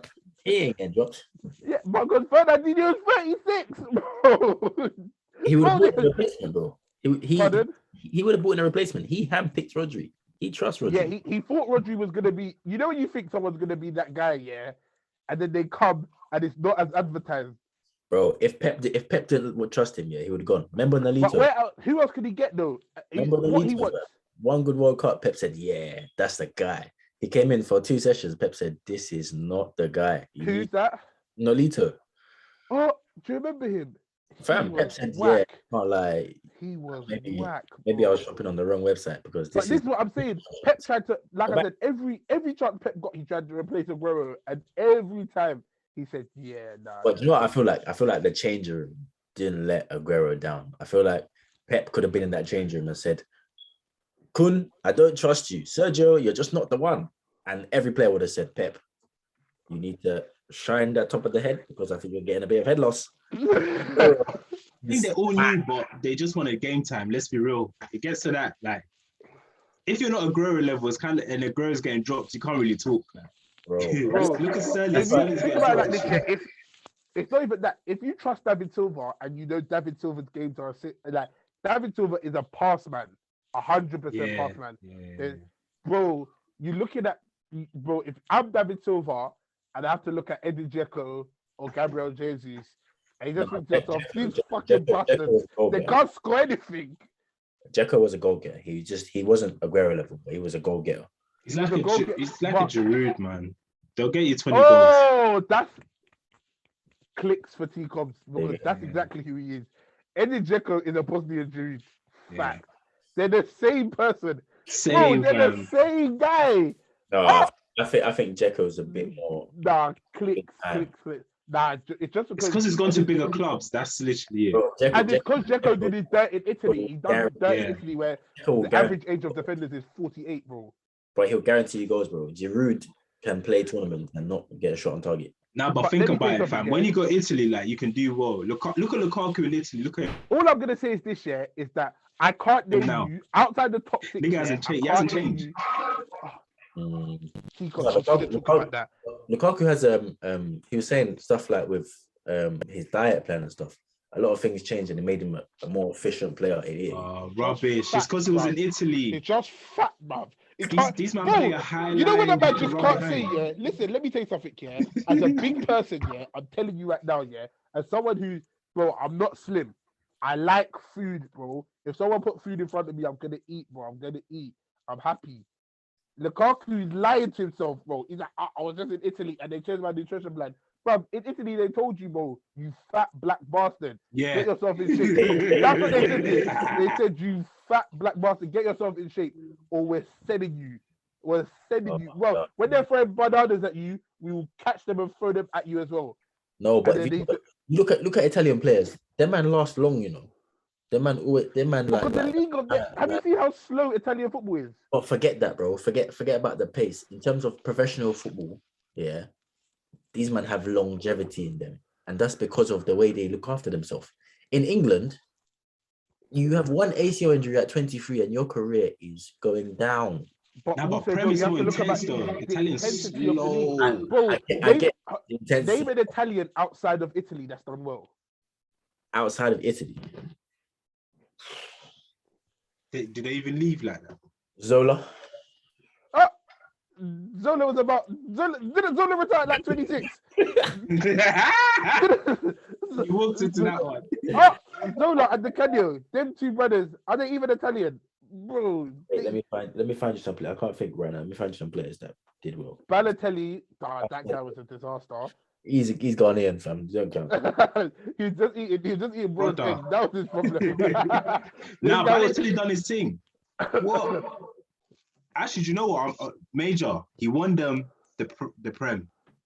Who? Oh yeah, the first Everyone ever forgets Prem. about the work he put in. You got No, racism. This guy The got black one man assist. always does the dirty work. And the That white man takes Balotelli the got one glory. assist all season. What And dirty that work one- did you do, You please? forgot when he had to hold man back, fell No, over. no, still- let me tell you something, Still yeah. assisted Aguero. I'll never Come on, forget man. T-Coms. You're talking to the wrong people here. Remember, we're Man United fans. We watched that game, and that game burnt our soul. Yeah, bro, let me tell you something for free, yeah. In this life, yeah, in this life, there's very few people I will forgive in it. That you see the man that shot George Floyd, I will never forgive him. Yeah. And you see Dribbble Cisse, I will never forgive him. Ah. This flipping idiot. If this guy learned how to kick a ball even once, don't even piss me off. I know he was doing it because he was a Liverpool man. You know what I mean? And he thought to himself, I hate Man United that much. It's so Yeah. ingrained in me. I'm just gonna forget about it. I can't. I was celebrating like I was a City fan, fam. Oh my days. The joy in my heart to see Fergie look like a dickhead like this. Hey. Bro, next season, Aye.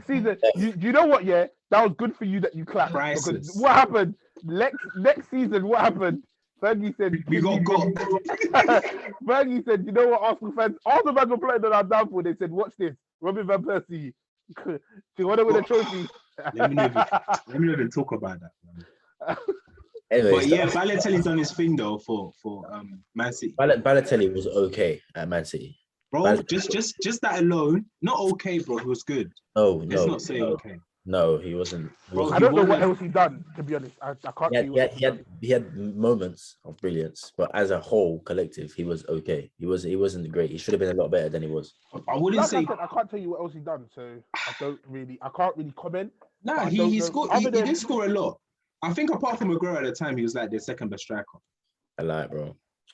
Stop that. Nah, They let's be had real. Dzeko at the time, though. They had Dzeko at the time. Yeah, but he was better than Dzeko. No, he Dzeko wasn't. was. No, wasn't. He was. No, Dzeko was hitting I- bench for him. No, Jacko was better than him. Alvaro. Dzeko was hitting bench for him. That was better than him, man. No, he wasn't, man.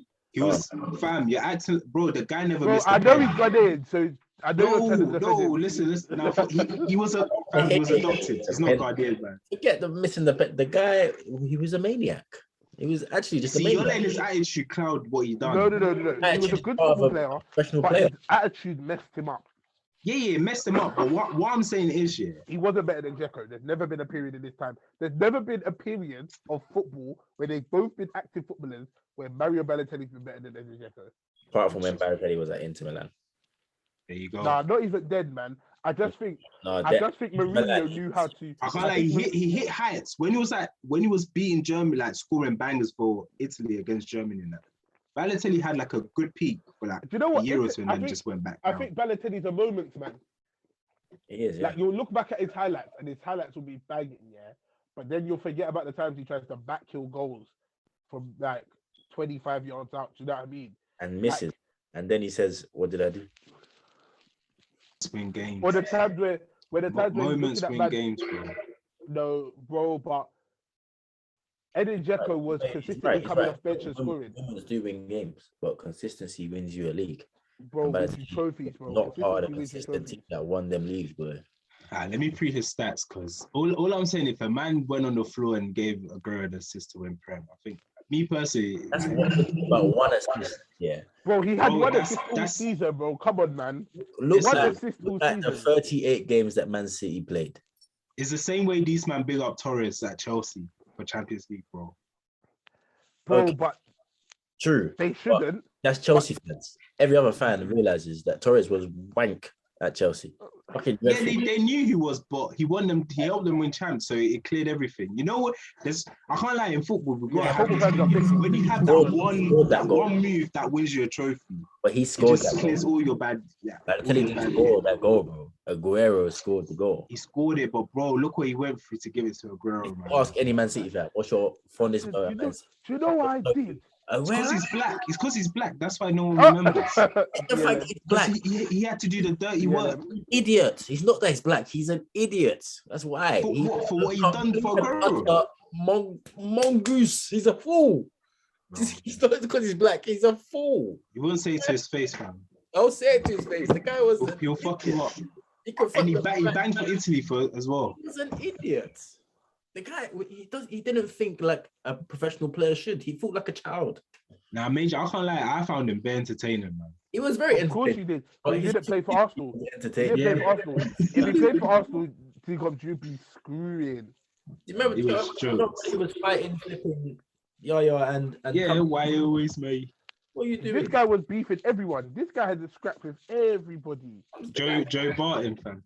Nah, they brought another. I tell you that game. See, all of that was part of the game plan. He helped City a lot, man.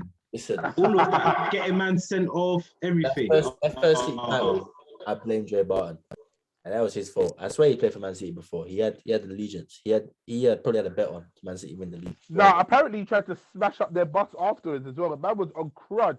Joe Barton is a cunt, and I blame him for Man City's. He's a cunt, yeah, but he's the only one that called out John Terry. though. Yeah, who caused him to get red? Himself. Mario. Bro, Joey Barton, it could have been anyone. Barton did bro. that. Joey Barton, don't make it out like Joey Barton some level-headed Man guy says and a then Mario ticking time Balotelli bomb. wound him up, bro. Joey Barton is a ticking time bomb. One wrong pass and Joey Barton could finish. Joey Barton is just he's a bomb waiting to go off. You know, like when players are like stacking themselves up, you get the players that are like listening to music, some are like meditating, some are like kicking the ball around. Joey Barton is there smashing his head against the wall, thinking, what cunt can I fucking do over today? If Joey Right, Barton was a but- song, Joey Barton would be fire starter. The guy, he's I don't know. Even footballing ability, he wasn't great. He was like the new Yeah, it's like a He's Barry, but just worse. like a what? Barry Who? for Man City. Oh, Like Barry. Oh, Barry. Gareth Barry. Oh, Not you. Yeah, Gareth. Like, bro. Gareth Barry was diligent. He was He's a old. worker, man. he didn't mess around. Him With and it. Milner. Give him the ball, he'll give it. He doesn't care. Joey Barton, you give him the ball, and if the ball's not correct, so he might have a little lump in it. He'll probably pick up the ball and start fighting the ball. That's crazy. Bro, that's what Newcastle. Don't you remember he's at Newcastle and man turned around and told the whole backroom staff to go fuck themselves. There you go. What a cool, bro! Imagine you're just there, just pumping up balls, and then he turns around and says, "You know what? All of you go fuck yourself." Go Like, bro, fuck yourself. What did I do, bro? Why are you coming for me like this? Bro, the guy's mental. Did he manage like Stevenage and get banned from the touchline because he started fighting? Nah, do you want me to tell you the funniest thing? Imagine that guy when he got that long ban. Do you remember? And then he tried to go to Marseille so he could escape the ban. Mm. And the FA called UEFA was like, "Big man, sort this out." And they were like, "Yeah, nah, you still have to serve your ban. You've got 8 games." What an Bro. idiot. What does he think this is flipping? Bro, this guy thinks it's GTA. He just thinks you can just move different places. It's just they'll forget. The police will just forget about your crud. But John when he went to Marseille, he started doing interviews in some bullshit French language. And they was- Oh, bro. Why do English people do that? Yeah, I think we need that's a problem in themselves. Yeah, why do British people go abroad? Yeah, and think that by talking in the accent, you're talking in the same language. Feck, English it's people not are the most likeliest people to learn the language, so they just pretend. bro. Just saying, I want to get a Big Mac. No, bro, that's not how they speak, bro. That's pissing them off even more. Actually, you've pissed them off. Bro, I'm telling you, mate. Joe Barton is a lunatic. The guy tried to fight flipping Ibra. The guy holds like a platinum belt in fucking every fighting discipline you can imagine. And this guy was telling Do you remember when he was speaking with the French accent in every press conference? Bro, Hey, that gave me life. Steve McLaren? Steve, was it the Dutch accent that he did? Yeah. Oh, what a wanker. Jadon What an Sancho absolute. on a German accent when he was at Dortmund. Oh, bro, like I said, it's such an English thing to do, bro. Like, even sometimes I catch myself doing it, you know. I think to myself, Yeah. am I a loser, bro? What's wrong with me? Flipping loser. Like, I just think to myself, I'm actually a waste man for doing this, you know. Do you know it's funny though? Yeah, English person wouldn't learn the language. Mhm. They'll just put on an accent, Yeah, for sure. Oh, but then, 100%. but then expect a foreigner to learn English. And when they know, they're like, I don't even know English. You don't even want to be part of this club. Yeah, And you don't these want to men be are part of the country. You These don't are want to the be same men that go to Spain and kick off because they can't get pie and mash. Yeah, can't get the English breakfast. What's going on? Bro, That's one thing I've never understood. They'll say, "Oh, I'm going to Spain, experience a different culture." You go to Spain, you're looking for a fish and chip shop. Oh, they'll stay in a they don't British go to owned Spain to look for different restaurant, culture. hotel. I think even now, I think they've kind of even given up on that whole, I'm going to experience the culture. F off, bro. Just say you're going for sun and just keep it. You know what I mean? Don't Summer come here and vibes. lie, bro. Honestly, it's so true. I'm going to Benidorm for the culture. Bro, Benidorm is basically England. It's just England with sun. Honestly, you want to go culture, go to India, go to Africa, go and experience. Grab just one bag and go. Just Oh, bro. I keep on telling these people, yeah. I said, the people that, I'm telling you right now, you know them people that do gap years, yeah, and just go and hug Asian and black babies on their gap year are the same energy of people that go to Benidorm and complain that they got a continental breakfast and not an English breakfast. It's the same energy, in my opinion. Mm. Before we go, I just want us to talk about something that's quite serious, quite prevalent. The spiking pandemic that's going on now that nightclubs are back open. It's quite sad. Certain Yeah. people that need to get their jabs. No, it's a, well, I would say like, bro, because there's people getting smacked now, and now there's that new thing in it of people getting injected with like Rohypnol and stuff like that, and Wait, it's a people, spike pandemic. yeah, like people are spiking people's drinks, bro, like badly, like people are Well, like that's been going on for years. no, but apparently, but apparently it's now bad now. now it's like a pandemic. Like before, it was happening, but now like it's happening to a lot of people, and Yeah, now weird it's got, guy been without sex for 2 years. bro. But I tweeted something, and I think what I tweeted is facts, bro. Yeah. So so people are actually like before it was just like a little like a pill that you was dropping someone's drink in it or something in it, but now people are injecting people in it with it. Eesh. Like they've got a flipping PhD. You're injecting me, you fucking ignoramus.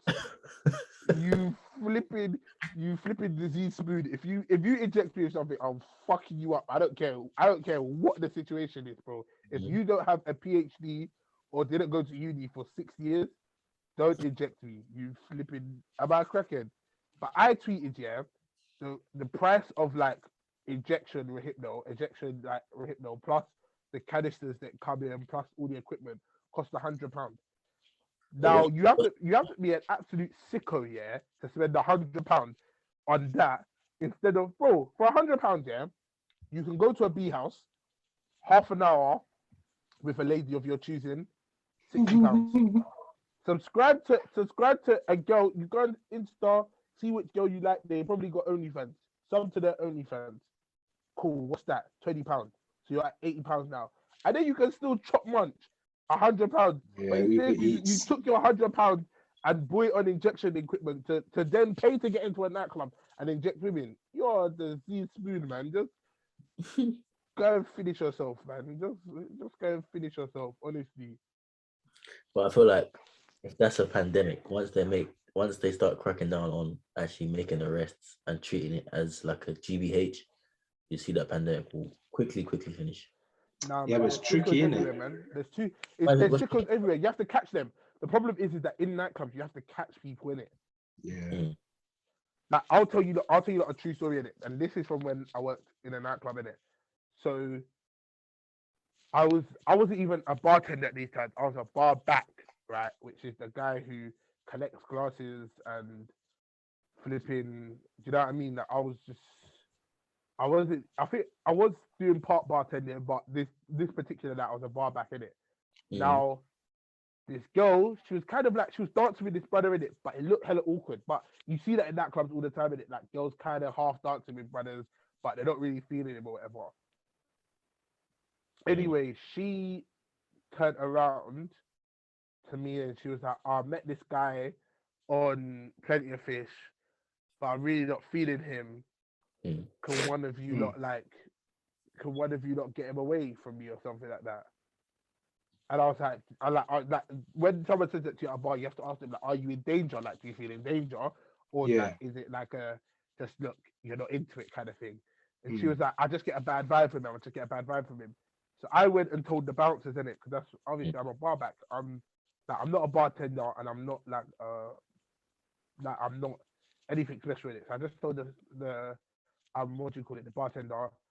And then they went upstairs to find her, and she got in it. She just effed. Someone was like, "Oh, I can't find her." And I was like, "Right, okay, cool."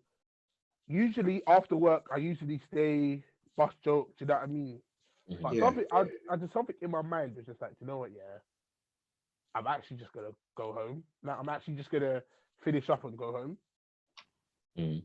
And then so I just started walking in it. I started walking back to where I was staying at the time.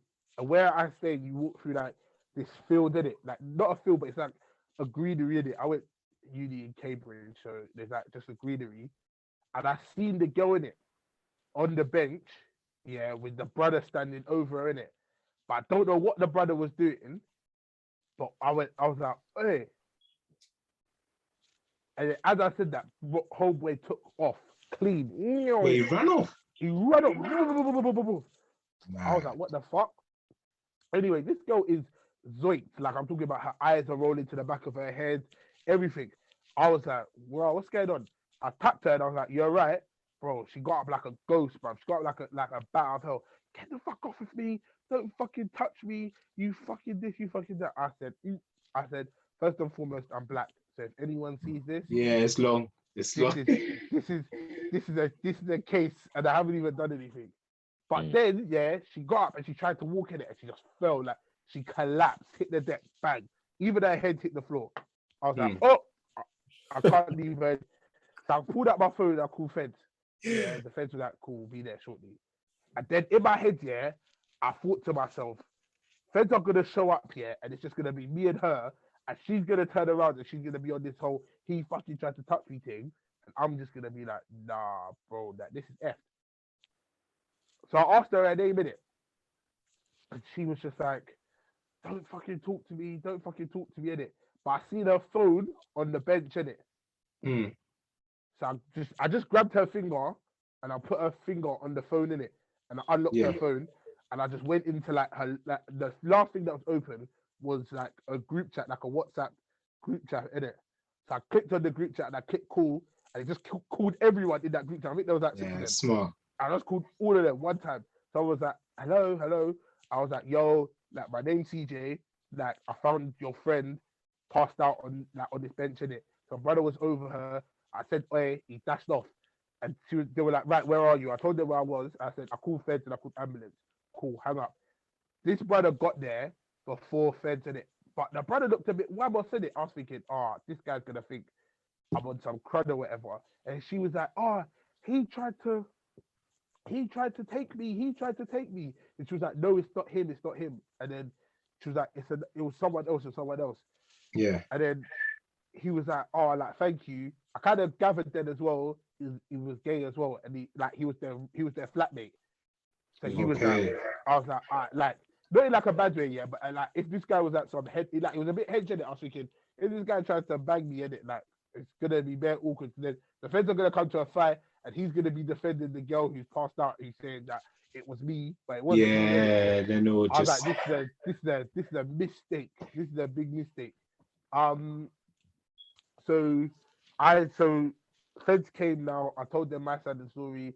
They sat me down. They wrote down everything. And then they let me go in it. I'm not even joking. Yeah, I stopped working at the place where I was there, and I worked at a completely different place. Like this is about 6 months later. The brother and the other flatmate see me, and they were like, "It's you, it's you." And I was like, "Me? That? What do you mean me?" I didn't clock him in it. And he was like, "You saved our friend's life. Our friend got spiked with like a level of Rohypnol that if the ambulance didn't come and get her, like say if like the ambulance, you didn't call the ambulance, you did, she'd be dead. Like her parents have taken her out of uni, and like she's at home and stuff like that, and like she's studying from home and stuff. But like you saved her life in that, and like they even video called the girl in the like when I was in the club. Imagine I'm working, and I've gone up to the smoking area, and they video called the girl. They're like, there he is, he's there, and the girl's like started crying. She was like, you saved my life, like thank you so much. Like I was probably an arsehole to you. I was like, bro, you were off your head, man. Bro, you got smacked. Like you have to be saying sorry to me. Like you knew what you was doing. She was like, nah, it was just a random guy I met on Plenty of Fish and that. And after that day, I just thought to myself, yeah, especially now I have kids as well. I just think to myself, this world is a dangerous place, bro. Like people are smacking drinks instead of what happened to hello. Do you know what I mean? What happened to simple hello in the nightclub? I don't know, man. But RIP, I think 4 people died last weekend. So RIP to them. Well, from the whole spiking thing? From the injection thing, yeah. Yeah. What is this Rohypnol? I've never heard of this. It's Rohypnol is like it's the date rape drug. It's what they call the date rape drug. Is like it's mental. It's not. It's put it this way. It's not a drug that people take in it. Like people don't just take Rohypnol. But see, I don't understand it. When you spike someone's drink or you inject them or whatever, yeah, they pass out and you start smashing them or whatever, yeah. But you're effectively not smashing somebody that's unconscious. Yes, there's mad people. Bro, the fact that you've been doing it in the first place is your crazy. If you do that, then you not like an necrophiliac or something. Is that Bro, something not correct? You're whatever the word is, yeah. You're just a sicko. You're just a sickhead. That's what I'm saying. But if these people come forward, and obviously it might take a lot for them to come forward, it's easier said than done. But if they come forward, why don't you charge these men with? But Like, that's the thing, though. You see how CJ was saying it. Like, imagine you've been injected, so you don't know. Like, you know you're being abused, but you don't know what's happening to you. You don't know who it is. You're Bro, just but anyone that's touching you. You're just angry at them. Because but not remember, only the that, same girl knows him from the club. But mm, when you saw her on the bench, she was just like, get off me, get off me. Like, all right, but then girl, that girl knows who the guy that she linked, innit?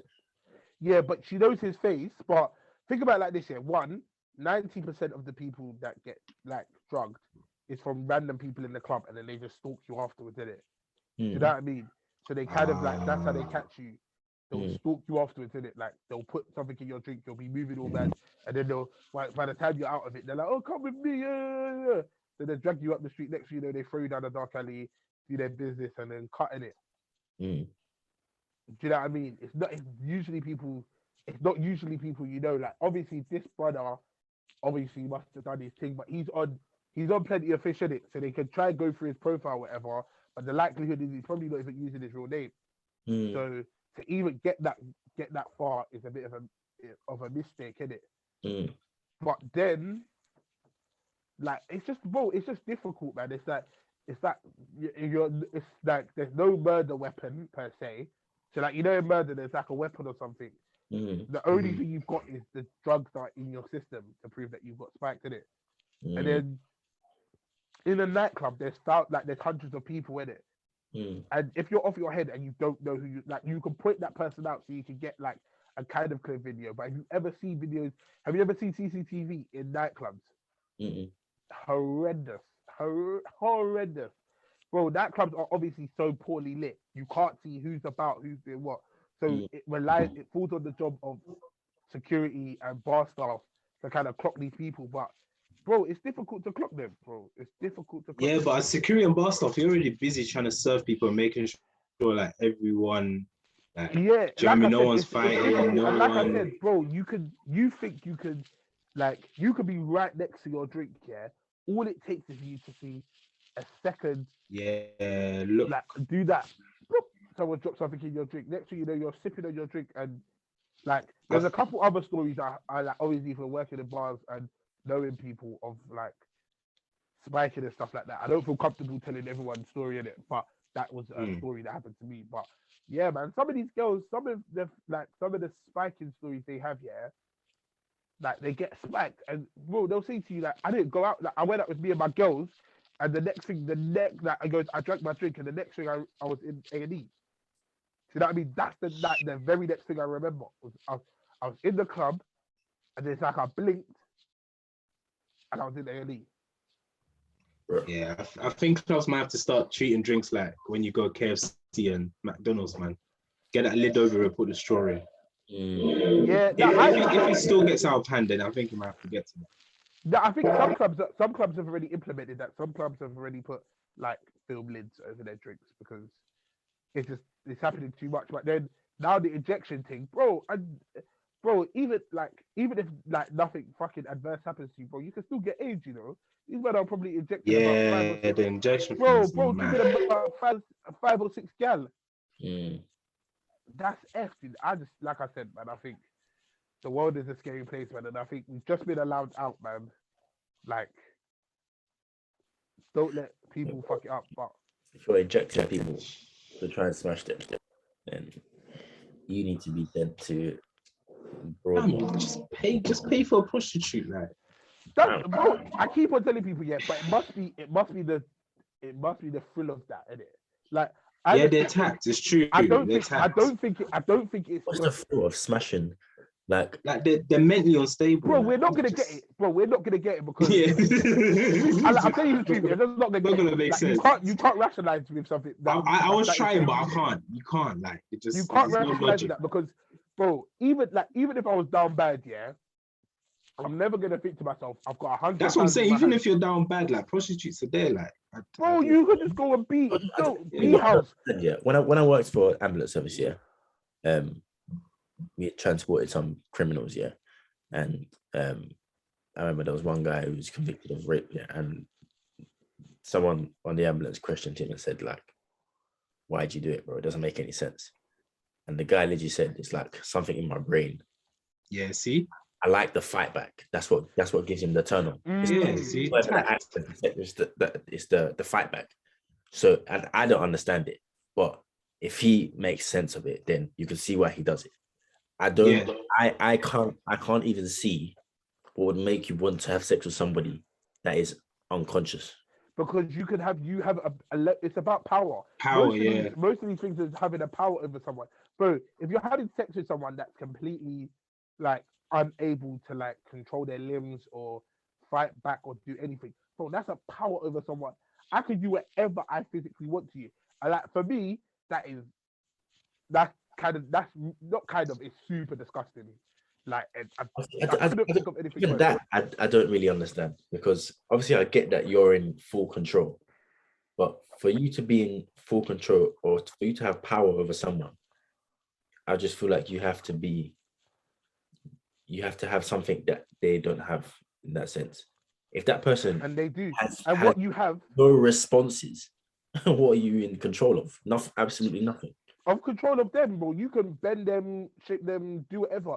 And think about, I think it's man like doing that. Man like the whole, it's like they like the whole, all right, cool, I've drugged you. It's like people hunting, isn't it? It's like hunting. I've drugged you. You don't know I've drugged you, so now I've got Yeah, it's a stalk you, innit? whole Now I've got to hunting. follow you. I've got to follow you home and stuff like that. And I've got to catch you on your own. And then I've got to kind of get you into a secluded spot. And then I could do my thing and then I can cut. You know what I mean? That makes a little bit more sense, but the actual act doesn't make sense to me. Bro, none of it makes sense, bro. Because in my head, yeah, bro, like I said, bro, even if you're like, oh, I don't want to pay for it, yeah. Do you know how many apps there are in this world, bro? Bumble, Hinge, Plenty of Fish, Tinder. Do you know the worst thing is, bro, you don't even need these apps. You can literally walk down the road. Yeah, just Find a particular part of town. You don't have to say it. You don't have to drop game. Nothing. Just say hello, and that's that. Bro, but some of these men, like I said, it's a sick thing because I don't think it's about the bread for them. Like I don't think, like I yeah, said, I think it's some the whole people- thrill. You're right about the whole. it's the whole thing because Yeah, even rich man, like for example, there's another story, and I'm gonna like try and be as vague as possible with this story because it's people that I know in it and that I hold dearly to me. But bro, some rich man who had a table, like I'm talking about, had a table in a club in London, right? So that's definitely over $1.50 grand, right? Buying drinks for multiple girls and spiking them. Do you know what I mean? So it's not the money. It can't be the money thing for you. Do you know what I mean? It was something to do with the thrill of that. Do you know what I mean? It was something to do with the act of that. Because even if you just wanted sex that night, right? If it was just purely on a sexual level, I want sex, right? You wouldn't spend £1,000 to go and sit in a nightclub, bro. You would take that £1,000, and even if you wanted to call an escort to a hotel, you and this escort book a hotel, and you can find, bro. The internet is a dark place, bro. You can find the girl that can fulfill all these sexual needs and fantasies that you may want to fulfill for the right price, in it. You can find that, but it's not about that for them. It's not a sexual thing. It's the mental. I think it's probably getting caught and the breaking the law and all of that. Like. Yeah, but all of that adds to the suspense of it. But you see them and they're sickos, bro. Like sickos. I hope you burn. I hope you burn. I hope you get caught. I hope each and every one of you get caught.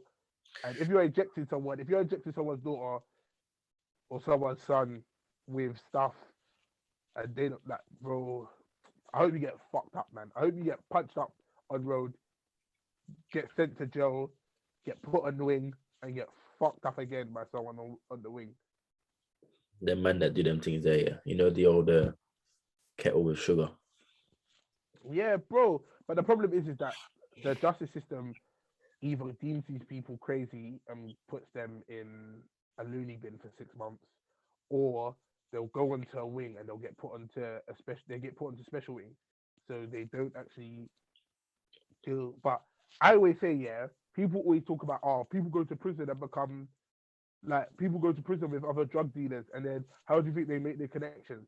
But they're not worried about the man that's been shot in child porn going into a wing with other men that are shot in child porn. Bro, them man are sharing their sources, bro. hmm Them man are the man that you should put a wing and let the drug dealers deal with them, bro. Yeah, but unfortunately, it's the Law in it, risk people and all with of dark that. skin tone that tend to be the runners of the drugs, and the people with the fairer skin tone that tend to be the zombie fuckers. Bro. I always say this, yeah. And also as well, another thing as well, and this is like big and serious, yeah. If you catch your boys doing any, like not you, man, yeah, but I'm just saying this to general people in it. If you know your boys are doing something like this, yeah, because it's mainly men. As much as I'm trying to do the whole gender equality thing, bro, it's mainly men that are doing it. Innit? Like, if you're doing that, yeah, and you see your boys doing that, and you don't punch your boy in the mouth immediately when you catch him doing that, you're pussy. And I hope you get caught. You see the joint enterprise law, yeah? Yeah, that's what they should apply joint enterprise with. Bro, as someone who signed petitions and like done things to stop joint enterprise, yeah, if you get caught, if your boy gets caught and you were somehow in knowledge of that, joint enterprise for you too. Bro, from the point if your boy is a rapist or he's one of them Boy, and you've got to call you're feds. screaming out free up the man them, you too go and join him, You can't even scream free up the Mando, man. bro. On them sort of Oh, charges. if you scream free the I man, think then R. Kelly's boys are screaming free up R. Kelly. Impossible. you have to be quiet, bro. You can't be I mean loud about. Are you crazy? Are you crazy? You can't even print them teas out. You wherever You have to factories be look at silent. them. You have to be real silent. You can't even make calls to them. You can't even say, bro. You have to really just be like, You I'll gotta have do to a check peak. you. Yeah, you gotta do a Yeah, peak on Jesus. Yeah, just, bro. just deny it. Yeah. You got to deny them, bro. Peter and Jesus. I don't know that. I don't know I him. don't- I I don't don't know know. him. I don't know him. Bro, that one's a mazza. But yeah, man. That was when I was reading that today. I was thinking, bro. Surely not. This is not a thing, bro. And then you see how many people dead from it, and you think to yourself, these men are, these men are psychos, bro. It's mad. Um, The boss fucked. the world is fucked, but yeah, man. Clubs are opening in Ireland again, so hopefully that means I could maybe get some live shows going. The live music is being opened up again, so that should be a vibe. Um, but yeah, we're doing well in terms of our viewership. We need to be more consistent with our uploads. That's my fault. I'm not the uploads the videos, and I sometimes forget on a Tuesday to do it. Yeah, no, it's common. Well, we should make like any of the year. We should do what Major suggested a few months back. Yeah, that definitely. We need to end of the year. We need to Structure. take inventory and structure who does what. Can I just point out to the podcast that this is another idea that obviously the media has made. When it was made, they just kind of brushed over it, and now No, Nah, Major, I Who didn't did brush who over did it it. brush over? no, Me, that did all the work. Nah, Brush Major, over be it. real, no, be real. no, Be- no.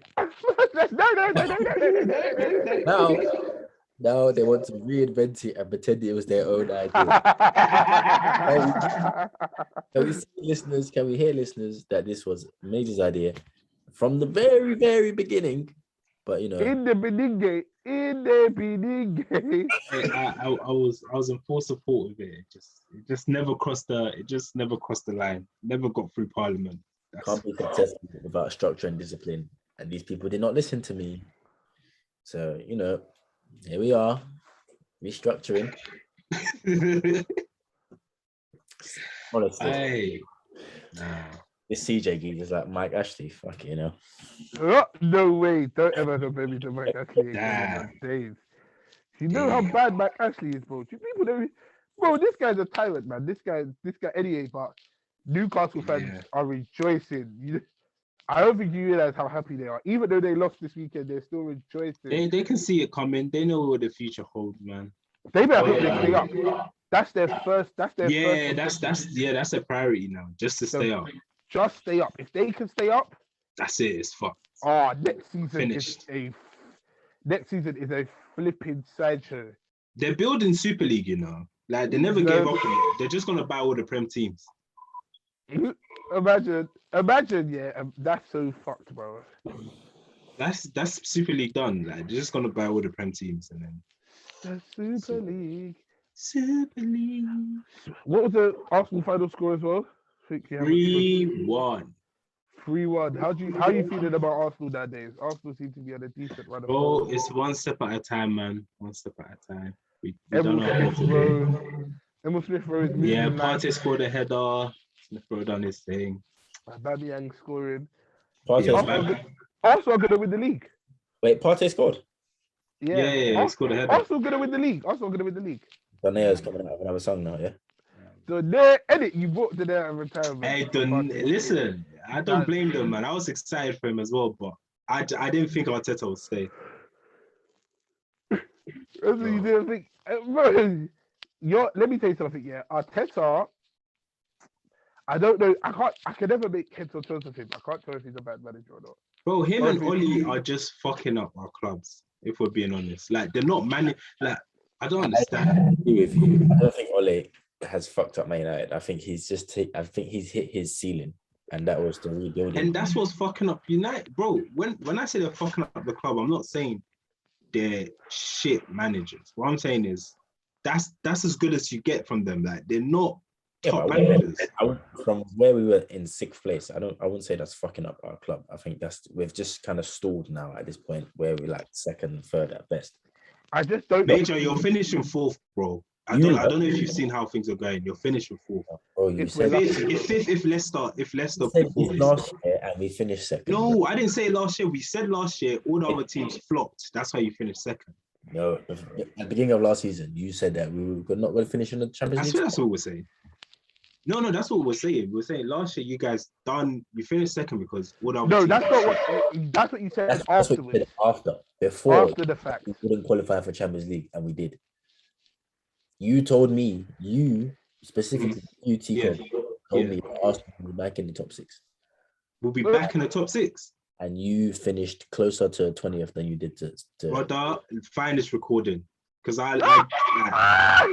there's no way I said Arsenal top 6. I said we're a mid-table team now.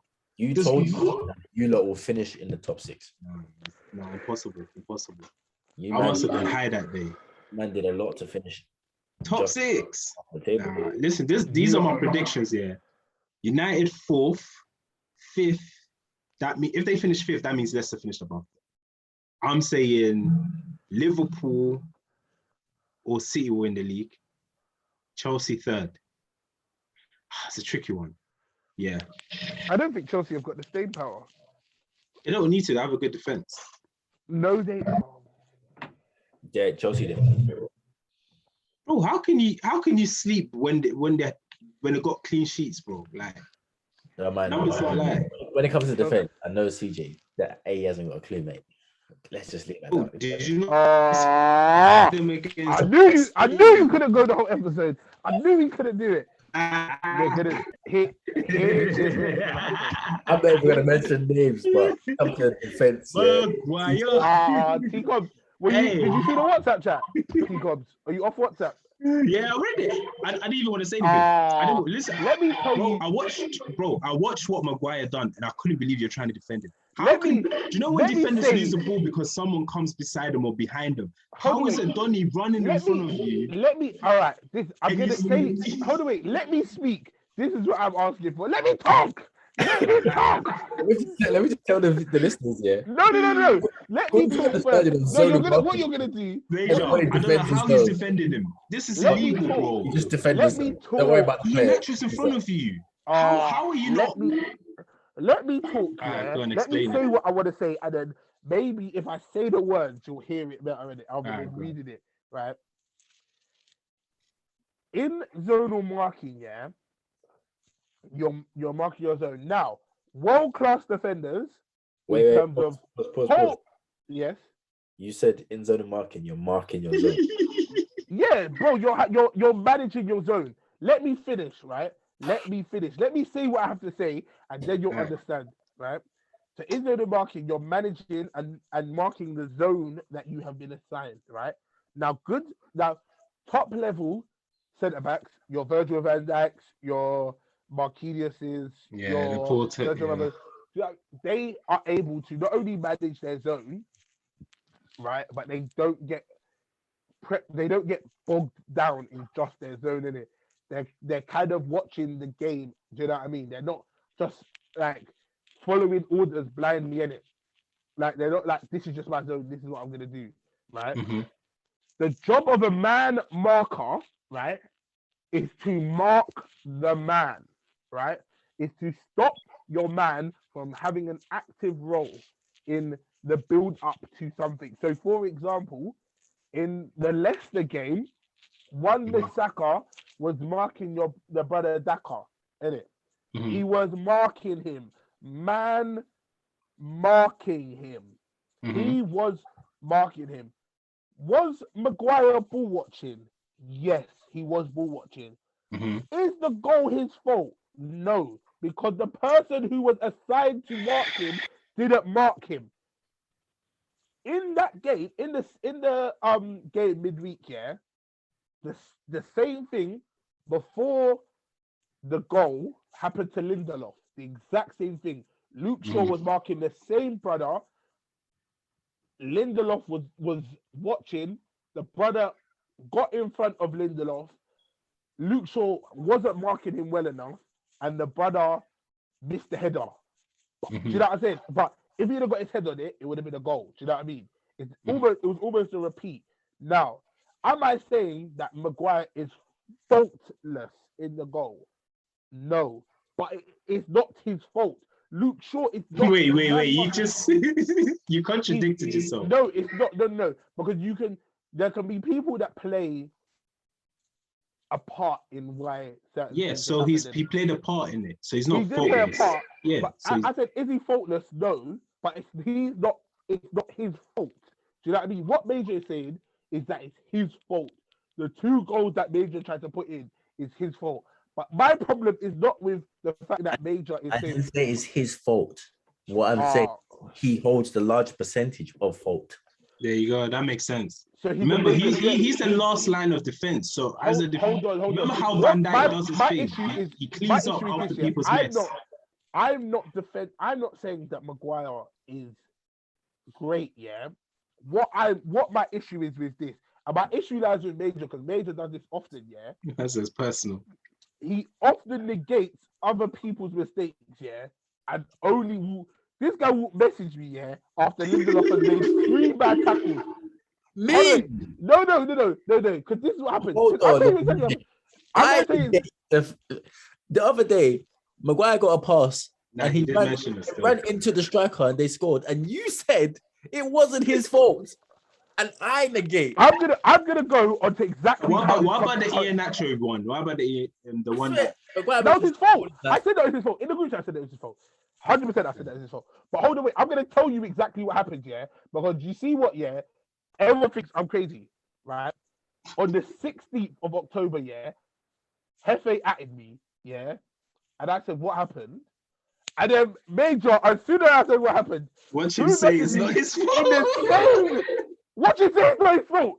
Probably it's not Grass's fault. This guy's onto me, but I haven't said anything. I wasn't even watching the game, bro. That's how I knew. know what you're gonna say, because when I was- Maguire gets the ball, you I just- had what I said. I said I'm guessing Maguire made a mistake. I'm not watching the game. Him and Lindelof as a duo don't work. That's not facts, yeah. immediately you've added Lindelof. This is my issue as well, yeah. Is that you can't see.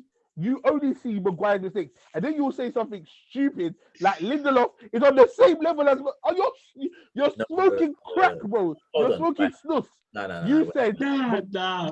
And with Major, he plays a big Major. Bro, how can you ball watch so much a man run past you and score, bro? Come on, man. Lindelof gets rinsed, hold on bro. a No second. one talks about Lindelof getting rinsed. No, he got ripped, but that's football. Someone can rip you. It happens, innit? But how does it happen all the time, bro? Every game wait, he gets Yeah, but rinsed, that's bro. just his level, innit? Like you can't. So wait. Let me- Maguire don't get let me count- rinsed let me every count- game.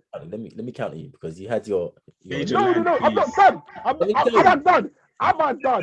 No, I'm not done. Because you started me. Nah, You let Major started Land. me. But I'm telling you, let You- me just counter you, yeah. And you see how I'm not gonna do the whole I know football more. Like that's not me. But I'm saying when you talk about boxing, yeah, I pay attention to what you're saying, yeah. When you talk about music, I pay attention to what you're saying. When I talk about football, yeah, I just feel like you just ignore everything I say and just stick with what you believe. Let me just go on what you said, yeah. For starters, from the very first sentence you said, there was a fallacy in what you said. Yeah. Because in zonal marking, you don't mark the zone, you don't manage the zone, you occupy the He zone. occupies the zone, yeah. And within that zone, you are in charge, which means Anyone that comes. Exactly. If there's a challenge that is required in your zone, you are required to make the challenge. You, as the person that occupies that zone, and the two centre backs occupy the two middle zones, yeah, of what they call the channel of the corridor of uncertainty, where the keeper comes and goes, he doesn't really know. Yeah. Your job is to defend that zone. Your blurred background is making it difficult. I need to get rid of it. What is it? No, continue. So when you occupy that zone, if somebody comes into your zone, they are now your responsibility. If they leave your zone, they are no longer your responsibility. The man markers, which are usually the two smallest players, hence why we have Luke Shaw and Wan-Bissaka, they are not going to beat these players in the air. Their task is to make it uncomfortable for them to do that. My point exactly. You see how one goes in front and one goes behind. Every time Luke Shaw loses a header, he's always in front because his job is to try and put off the attacking player. The defender's job, as in Maguire or Lindelof or Varane, whoever's playing centre back, is to attack the ball and win the ball. Maguire is our best aerial threat. He would pick up their best aerial threat. Patson Daka ran into him, literally bumped into him, took 2 steps to the right and scored. That is in his zone, which means he failed to do the job he's required to do. Video for evidence. He bumped into him, which means on that zone, he didn't do what he was required to do. Wan-Bissaka tracked the run, he lost track of him and then ran to defend the goal. He's also partly to blame because he didn't stick with the man. But the man is running into a zone which is occupied by your so-called best defender. So how can you say he's not at most fault when the man who scored is in his zone and ran into him he might as well have said, "Hello, Harry, I'm here to score a goal. Would you like to play football?" And he still did not defend. The other goal that he conceded the other day, the guy ran to him, right into his zone, and headed the ball. Maguire's arm didn't even reach the guy's head. How far away must you be? How long are you ball watching for before it takes you to react? And this is my issue. He makes these silly mistakes all the time. The guy picks up the ball as a centre back. Instead of being on a half turn, he receives the ball staring at you. By the time he turns, after he's finished turning like a fucking boat, the striker's right in front of him. He gets dispossessed and they score. Somehow you still say it's not entirely his fault. I don't see how it's not his fault. The other day, against Atalanta, yeah, their first goal, the danger is in that corridor of uncertainty. The ball is going in that corridor. If you're a winger, you're always taught, put it in that corridor. The keeper doesn't know whether he's coming or going. The brother turned around to look at the center attacking midfielder who's running in on goal, who's also being tracked by a CDM. If that guy had scored, it would be the CDM's fault. Maguire failed to even get himself in a position to block that ball. The guy just stopped moving. That is such poor basic defending. It's unbelievable. CJ. Unreal. I'm listening. What he's But asked me to do is listen. these are the little mistakes that he makes all the time, which I pick up on because they happen all the time. Lindelof, man to man, isn't great at defending. He's not particularly physical. He's not particularly fast. He's not particularly rough. He's particularly shit. He has the look of a footballer, but doesn't play like how a centre back should. CJ, you can't argue this one, man. He broke I it down. don't think Lindelof is better than Maguire in terms of as a whole package. Okay, But hold on, wait. This is where. Finish. Hold on, wait. I just want to say something though, because I'm not interrupting you, but I'm saying I wanted us to get to this point. Interjected. I just wanted you to get to this point of saying that there's been times where you've said, and I've got it on record, that you said that Lindelof, if you would prefer, not only would you prefer Lindelof to Maguire, but you think Lindelof is better than Maguire, and you actually in the group chat team comes if you go through the group Just chat. let me. What I'm about to say. You want your evidence as well? As I'm about to tell you, I'll say it again. As a whole package, Lindelof, I don't think is better than Maguire, but as a central defender, Lindelof defends better than Harry Maguire. I see Maguire get beaten countless times. Maguire is better than Lindelof in the air, and that's it. On the floor, he's not better than him. In one-on-one situations, Maguire's not better than Lindelof. No, he's not. I see Maguire take a knee. I see him sit on his ass. I see him try to do handstands. I said he took a knee before the match. Black Lives Matter. Bro, do you know what I think? So I'm gonna say what my point is now, right? My point is this, yeah. Now, but before you do you agree with what he said? Hold on, I agree in part with what he's saying, right? What part do you agree with and what part you didn't? I'm going to explain to you what I don't agree with and what I do agree with, right? Is Maguire riddled with mistakes, yeah? Yes. I don't think Maguire is, as much as you lot try to banter me and say, I think Maguire is this wavy defender, world-class defender, he's paying you, what I believe in is fair judgment, innit? Especially on a back four, right? It's fair judgment. Because on a back four, it's usually player-to-player assignments, isn't it? How Ollie has got them at set pieces, I can't even talk about because that is just shocking. But I'm talking about player-to-player assignments, right? Which is why if it wasn't player-to-player assignments, Wan-Bissaka would not play for us. Because Wan-Bissaka's player-to-player defending is good, but his overall, like his concentration, his tracking of runs, his actual Major, you did say quote unquote Lindelof is great, but he's definitely 150% better than Maguire. Maguire is pretty good for. Hold on, but let me tell you something, yeah. Lindelof gets bun regular, in it. That he gets bun it's not even funny how much he gets smoked, yeah. And everyone says, but to be fair, he did say he's better. Maguire is better in the box. Aerially, hold on, wait. The conversation. So I understand with the whole package thing. Hold on, wait. In terms of as a defender, right? I'm talking about as a full defender, right? I don't believe that Maguire is a world-class defender. But here's where I place Maguire in it. So here's where I place Maguire, and this is what I need you to understand. So when you're arguing with me, I want you to understand where I place Maguire in it, so that you'll understand where your argument is sort of resonating and where it's not resonating. In the world, there are, as we discussed, there's about 5 world-class defenders, right? In the Premier League, in terms of great defenders, there's about 3. No, there's about 6, right? There's about 6 good.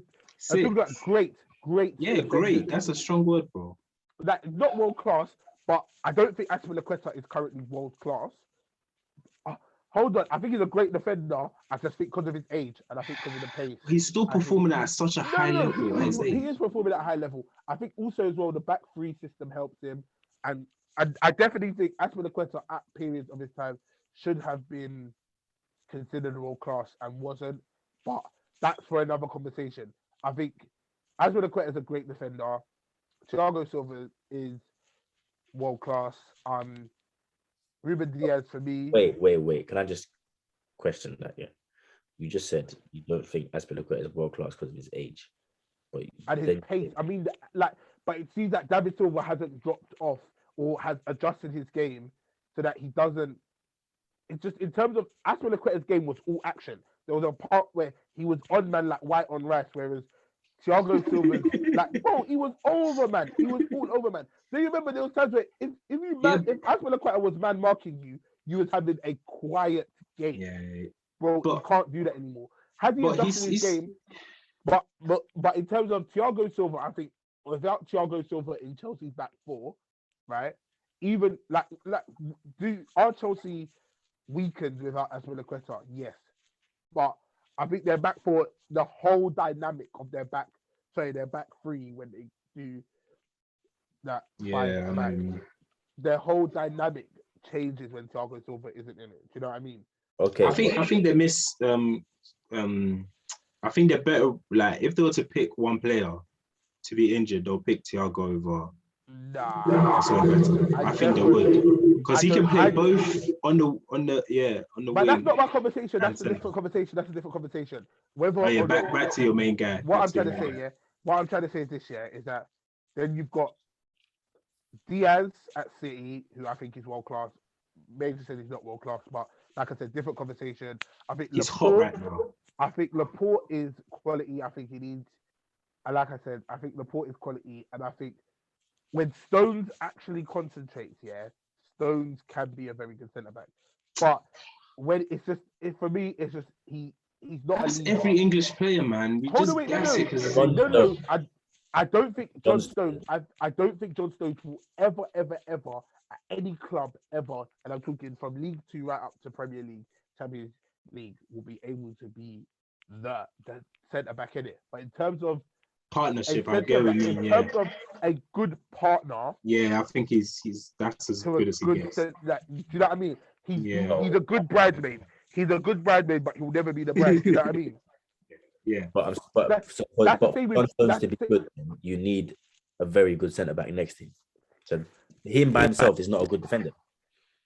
But what I'm saying is that he definitely matches levels that, bro. Like, I'm gonna show you that. So this year, Virgil van Dijk is world class. I haven't said his name yet. I think Joe Gomez, singularly, as terms of if Joe Gomez was playing with Joel Matip, Mhm. I think that back four would be in severe pain every week. That back four has no. But I think when Joe Gomez plays with Van Dijk, it's almost like these men get a level of confidence playing next to these defenders that they're like, okay, I can maybe breathe a little bit more. Maybe they don't feel as much pressure. Maybe it's a mental thing. I don't know. But Yeah. I feel like because of that lack of pressure, that lack of pressure, they're able to perform better. If that makes sense, because It's not even lack of pressure though. I think the best centre backs make their partners better. yeah, Mhm. and I think, That's the real class centre backs for me. but I think there's players who are always going. Like for example, I think Johnny Evans is always going to be a leader in no matter what centre back pairing you put him in it. But I think what's his name? Who's that brother that they've got next to him? The Turkish brother. So aren't you? Yeah, I think he's a good partner. But when it was his chance to lead Leicester, the back four, the back five of Leicester, it was a mess. Do you know what I mean? The guy has no temperament. He can't do the leading well, which is also a part of being a centre back, right? Mhm. So I'm talking about there's a quality of centre back, yeah. So Mhm. there's a top 6, maybe 7. I don't know how many people I've named, yeah. But that's the breadth of what I'm describing, yeah. So I wouldn't put Maguire in there. I don't put Maguire in that breath, right? But the breath that it feels like Major and that I'm putting him in is the same breath as Ben White. And that is just, for me, that is just wrong. but the mistakes he makes though, it kind of justifies it, man. No. I haven't watched Ben White enough to say that he's a bad defender. But Ben White doesn't like defending. Ben White's a centre back. That doesn't like Man said he's defending. allergic to it. No, honestly, Ben White is a centre back. He's very good with the ball at his feet. He's very good in terms of at the niceties, yeah. But in games where you get centre halves who are even a little bit more rugged. Do you know what I mean? Like Benteke, your Benteke's, your Edouard Mendy's, your Romelu Lukaku's, your Ivan Toney's, who are not going to give you an easy game, and especially are good in the air, right? Ben White struggles massively, and he struggled at Leeds, he struggled at Brighton, and Arsenal have bought him, expected him not to struggle with all this stuff at Arsenal. Is that, bro, like, Nah, he was definitely gonna struggle. But you see, for me, Maguire is an Arsenal level centre back, and I don't mean respectfully. No, it's facts. Facts. I mean, That's what we experienced. You look at David Luiz when he went to Arsenal. Mm-hmm. David Luiz at Arsenal was what Maguire is at Man United. Yep. And I say that because he's good enough to play. Yeah, but the mistakes. Man. I think if Maguire, like I said, I don't like the look of, like, I don't think Varane looks comfortable yet. I understand it's early days. What are we? How many games are we into the league? Would you be comfortable playing next to a moron? I lie. No, but hold on, wait. But there's some man, like I say, who, like I said, who are leaders. Bro, do you think that Virgil van Dijk looks at Joel Matip and that Ozark brother and looks at him and thinks, confidence? I'm feeling inspired. No, bro. He thinks them are Egypt, bro. He looks at them and he thinks them are Krusty the Clown and Sergio Bob. Your point there is fantastic because this is what I've been trying to tell you. Yeah, Van Dijk looks at these players and says, "Do as I say, and we will be fine." And then man say, "Okay," and they get on with the game and they play well. Joe Matip for last 2 seasons, he's been a good defender. By himself, not great. When he plays next to Van Dijk, you wouldn't know that. Not great is an understatement, bro. He's been. You wouldn't know that Joe Gomez was looking like one of the best young centre backs in world football, and the minute Van Dijk left, exposure. And that's for me. I think, like I said, I don't think Maguire is. Hold on, wait, but I think I'm agreeing with you. I'm agreeing with you. Let me finish because I feel like you're trying to stop me from saying the next bit. Because what you're about to say is fucking ridiculous. It's about to land. You've been saying Maguire needs a partner, yeah? But there's nobody at Man United that looks at Maguire and says, I feel inspired. The same way he doesn't look at anybody and says, I feel inspired. Now my problem is we've bought Rafa Varane.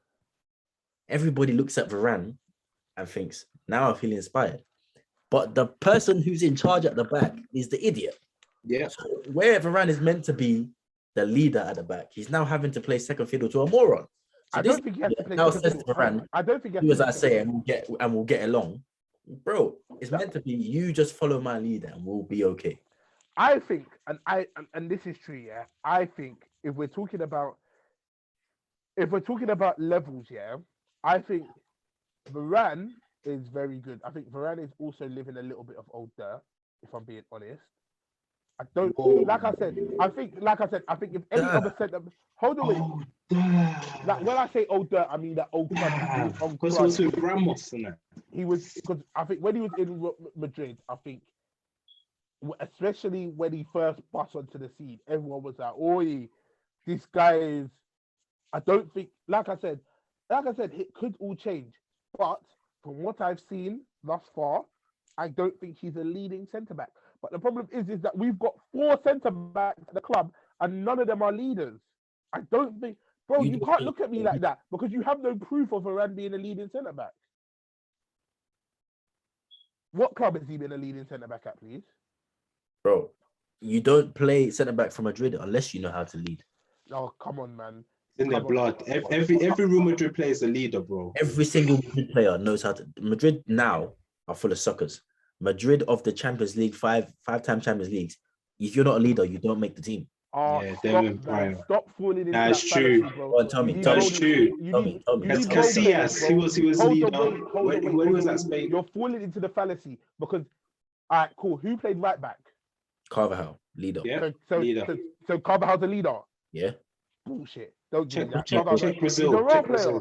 He's a role player. He's very Brazil, good. bro. He's more than a role player. He's more than a role When player. I say he's a role player, like Real Madrid have never had role players. You know what I mean? Like they never had, but the typical term of a role player. Their role players could be most teams' starters. You know what I mean? But you can't have, and it's physically impossible with any team to have. You can have 11 men with great mentality, right? But you can't have 11 leaders. Who's following them? No, but just because, fam, you could not all of them will lead. They understand. They're able to be Thank you. followers as well. Part of Bro. being a leader is knowing when Yeah. how to lead and knowing Bro, who still what is the I'm- captain of the ship. Do you know how you deep it when you watch international So you think Modric is a leader? Yes. level? All the Real Madrid players, most of them were captains for their nation. Thank you. Bro, but being the Deep it. captain for Croatia doesn't mean, bro, Modric is the best. Bro, Bro, Modric is the can't best help- Not just Croatian that, player not just ever. that, but He leads Bergkamp was like- captain for England, Go on, bro. like Ronaldo, Bro, what I'm saying to you Bro, this year is that Fat Ronaldo, cool. both Ronaldos, bro. Come on, man. what I'm saying to you is this: Fat Ronaldo's never been captain for Brazil ever. But he was a leader. There you go. Oh, right. Okay. What I'm trying to explain to you this year is that you have to have men in the team that are willing to do a job next to the man, innit? Like Yeah. Ramos was the man, innit? And Mhm. Varane was willing to do the role next to Ramos, innit? Yeah. I agree partially. I think Varane, hold on, wait. I think Varane was willing. Now, what I'm saying to you is this year is that I haven't seen enough of Ramos not in the team for Varane to lead a back four. Do you know what I mean? Like leading a back four, I'm talking about there's very few centre backs in the world that can lead a back four. We're talking about, as much as I don't like him, John Terry, I don't think Carvalho could have led that back four. I think John Terry led that back four. Carvalho is exceptional, but I don't think he would have led that back four. I think Rio Ferdinand was the leader, right? Vidic was willing to go to war, but I don't think if we had put in a player who even plays, I see what you mean. Someone like Vidic plays is like Pepe. so like say you bought like Rio Ferdinand, but he just didn't have that leader mentality, yeah?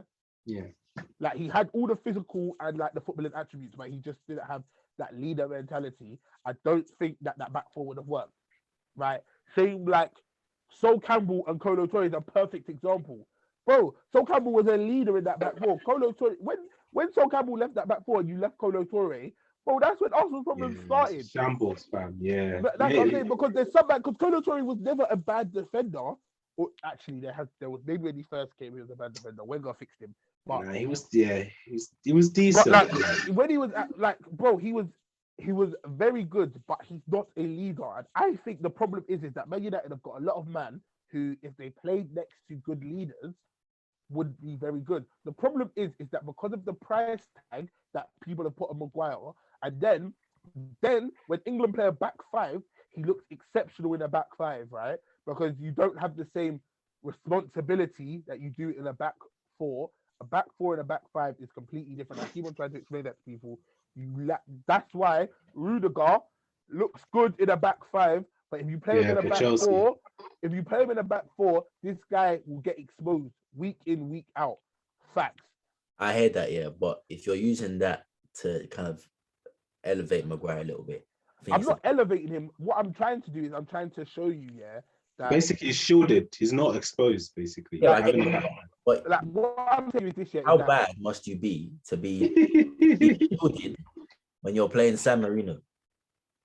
Pardon? How bad have you got to be of a defender for you to have to be shielded because you're playing San Marino? Bro, like I said, I think at England, Striker is like a I said, part-time plumber. Bro, I think He's a England is. full-time I plumber, think he's a England part-time is footballer. like, England is just a bad time. I think England is just a bad example because, like I said, there's players like Trent who don't play well for England at all. Trent has never played well for England, but is Trent a bad player? Absolutely not. So I don't think international is where you can judge people. Like I say, especially for England international, when you play Slovakia, San Marino, and Andorra every 6 weeks, bro. I'm saying, going back to your point of leadership, though, yeah, you don't always have to be like the face of leadership, but you can lead in a certain way. If you look at the United team of 2008, yeah, everyone on that team was capable of or had some attributes of being a leader. Maybe they weren't maybe like the face or the captain, but all of them had responsibility on their shoulders and understood what it took to be part of a team and how to lead a team. At Real Madrid, it was exactly the same. Danny Carvajal wasn't the most vocal person, but you guaranteed 8 out of 10 minimum performance. He would show But what? All right, cool. So that he's that's intelligent. leading by. I think right. I think in terms of for me, what we're confusing here is what I'm trying to understand is this. Yeah, is that you need people in life who part of their leadership role includes organization, right? Yes. Right. I don't. Do I think that Danny Carvajal had any involvement in the organization of Real Madrid's back four? Probably not. No. I don't think that Marcelo had any input in that either. Like, and you could tell Marcelo had no input in that because sometimes Marcelo didn't understand the assignment. Sometimes this guy was playing up front, and this guy forgot. This guy forgot he was a left back. But what Agreed. I'm saying to I you mean, is they're that. not leaders. But what I'm saying to you is this: yeah, is that Ramos is a leader, and Varane played next to Ramos. Ramos is an organizer. You can see Ramos on the pitch organizing his defense, organizing Casemiro, organizing the players in front of him. But, Right? but Hold on, wait. um, In Man United's back four, back five, we have no organizers. There Yeah. is no one. There's no organizers, right? So this is my problem, right? When you're judging Maguire, yeah, you're judging him as a blind. Like, bro, I can see what he's trying to do, yeah, and that's why for me, sometimes I think he puts himself in these stupid positions, yeah, where his organization skills isn't great, yeah, and the fact that he's been given the responsibility to be the organizer of our back four, it doesn't make any sense. But I can also understand why they're giving him the position of organizer because I don't think there's anyone else in our back four, probably until Varane got there, that could organize our back four. I don't think that we should play with the defenders that we've got. I don't think we should play a back four. I think we should play a back five just until we get in a solid leader. Do you know what I mean? Mm. Like, I just don't think we have any organizers. We don't.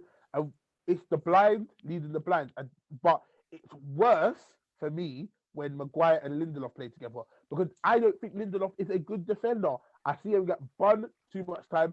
People are talking about, oh, he had that back injury and he never fully recovered. Bro, that's no excuse for you getting your inside chewed out every week, bro. And the problem is, yeah, and this is what I said, this is where the fine margin comes, yeah. You know those things that people are like that are able to clip of Maguire in it, right? So even the Leicester game, when people clip the Dakar goal, yeah, Mm. bro, that game, Matic must have had a passing completion of 2. That guy played shit the whole game. Put no passes together. Cool. Got rid but Maguire is still the face of the mistakes. Aaron Wan-Bissaka completely forgot that he was playing right back at one stage. This guy was thinking about beanies. This guy was thinking about getting his license back. And then he put in maybe one of the worst tackles. When he put in that tackle on Jamie Vardy on the halfway line, I thought to myself, oh, this guy is a clown. It's honestly Vardy. And the thing with Bissaka is that Bissaka, in terms of as a tackler of the football, yeah, you're not gonna bud him in it. You're not gonna like run past him, run round him, and bud him in it. You're not gonna do that. Mhm. But because he can't read the game properly and his reading of the game is awful, yeah. If you have a good passing system, it's easy to beat him. Plus, he doesn't concentrate. So I think even if he concentrated, he'd be able to read some of the passing, yeah. But because he doesn't concentrate fully throughout a game and he zones in and out of games and he flicks in and out of games, he does that. And Shaw's reverting back for me. Shaw's going backwards a little bit. Like he's going back to, I don't know, getting caught up in the whole hype of him being this advanced left back. Like, you're not that guy, bro. Just focus on the defending as well. Do you know what I'm saying? Yeah, he's that guy still. Now, Shaw's a bad way, but in terms of he needs to remember as well that, bro, you're not playing left wing back. You're playing left back. bro. Like we're not playing a back five. You need to. He's going through what Trippier went through. Remember when Trippier came back from the World Cup after he scored that free kick, Mm. and then he came back and this guy thought he was flipping Danny Alves. Bollocks, fam. This guy Trippier came back from that World Cup thinking he was Danny Alves, and then he remembered he was Kieran Trippier. Luke Shaw is getting caught up in the whole Roberto Carlos thing. He's getting caught. He's getting lost in the sauce. You need to remember, bro. He's Luke Shaw. Do what you did that got you there. Do you know what I'm saying? It's true, but can I just go back to your point of Varane, yeah? Go on. Because when you're a captain of your international affiliation, or when you're captain of your country, yeah, they don't just hand that thing out to anybody. You actually have to show leader characteristics to be a captain of that team. He's not the captain of his national team, though. I'm not saying he's the captain, but I'm saying Oh, he I has. thought you were saying he was. I was going to say He has been the captain. I think he's one of the youngest people to ever be given the captain's armband for a game. The guy is a leader. At Madrid, he may not be the one that organizes everything, but he certainly knows exactly where he's meant to be and exactly where other people are meant to be. When Ramos doesn't play, he doesn't get caught out by himself.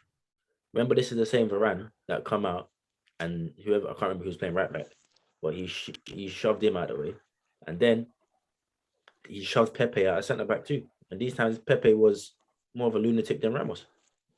Then he cemented his place, won 5 Champions Leagues before the age of 30, won a World Cup with France. He played every game at the World Cup, bro. Him and Umtiti. Yeah, and Titi's not a leader either, so you can tell someone. Umtiti at the World Cup. That France back line was marshaled by Varane. I also believe as well. I get what you're saying. I hear you. I don't think Varane is. Like You just need to let him be comfortable. I think maybe when he gets adjusted to the Prem, we'll start seeing like the organizational side of him come out a bit more. And to be fair, at the same time, think about it. Maguire is captain, and he's kind of a lad. So he can't lead Maguire because Maguire's captain. So it's kind of. But that's Ollie's fault. Ollie's not. So that's a problem already. Yeah, that's what I'm saying. But I think that's part of Maguire's personality is that he's now lost. He's lost like how Luke Shaw is lost in the Roberto Carlos. Maguire's captaincy has ballooned his head because for sure. He can't take chat from nobody. No one. Yeah. Like even if Ronaldo told him, "Pass me the ball," he would tell him, "Be quiet, I'm your captain." Right. And that's the type of mentality I'm getting from Maguire, because it's unreal how he makes so many mistakes, and you see people get fed up on the pitch, and it's like he just ignores anything they say. But I agree. I think he definitely, like I said, I definitely think he is lost in the sauce. He needs to be humbled a bit. And like I said, I have no qualms. Yeah, I just also have a problem with the blatant thing that a lot of people do is ignore everyone else's mistakes because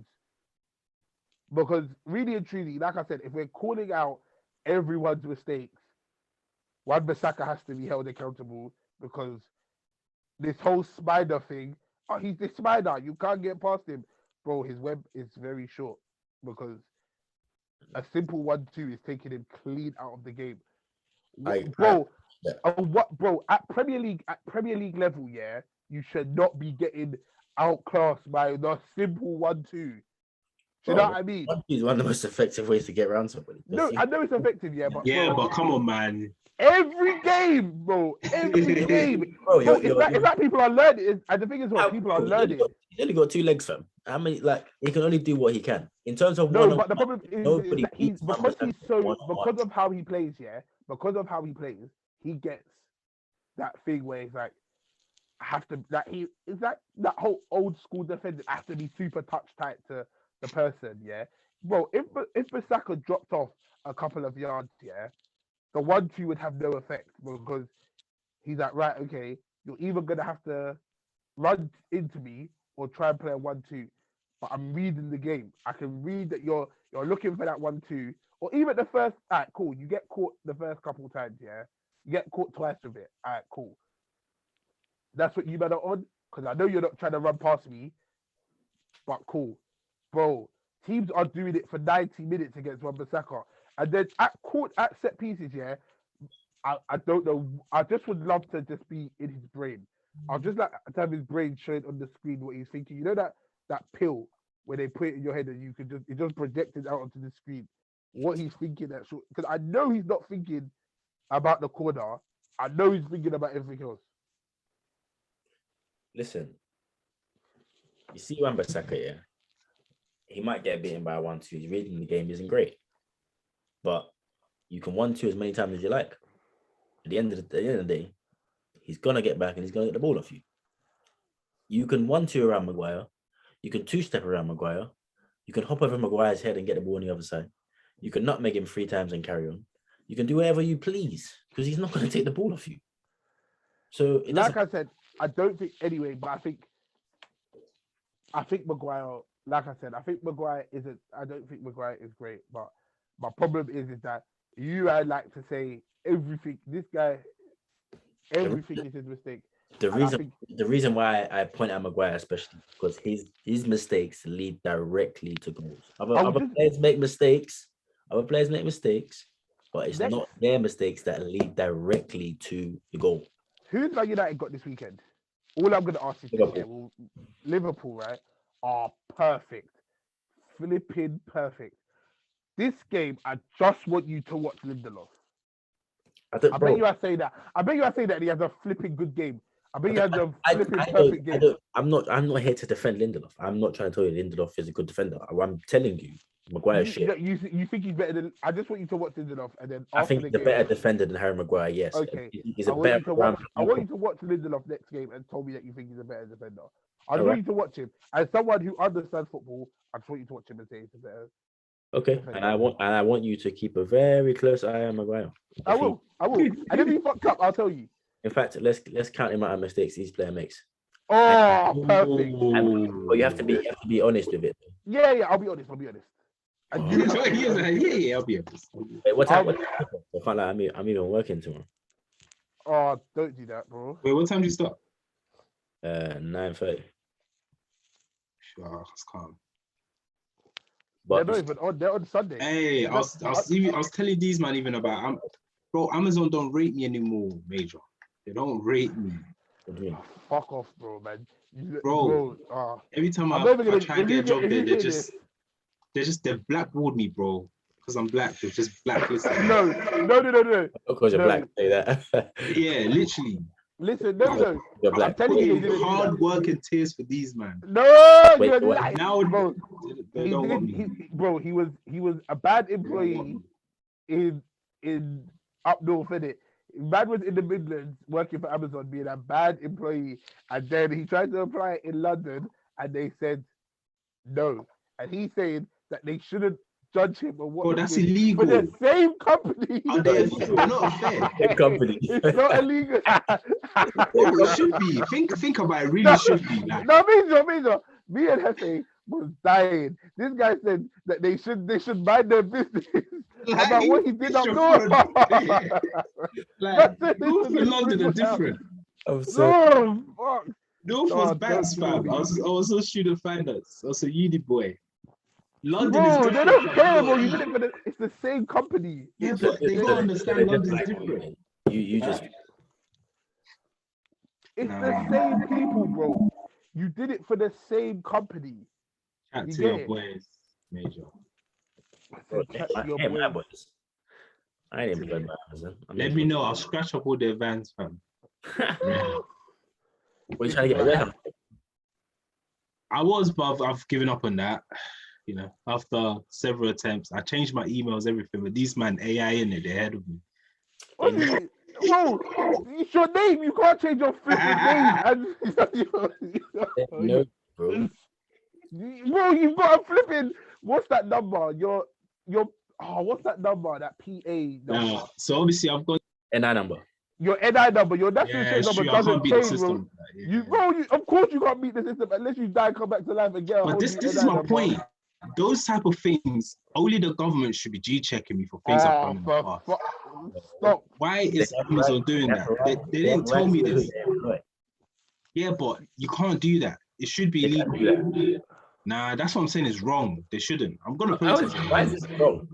So let's say you own a business, yeah. Let's say we started let's say a GDS firm, yeah. and we employ one donkey Yeah. who does nothing for Yeah. about 6 months, does Yeah. absolutely nothing, Yeah. or whatever, his work quality is poor, and then he applies at other branch in Tottenham. Yeah. Are you gonna hire him? Do you know what? I'll check. I'll see if he's a change man.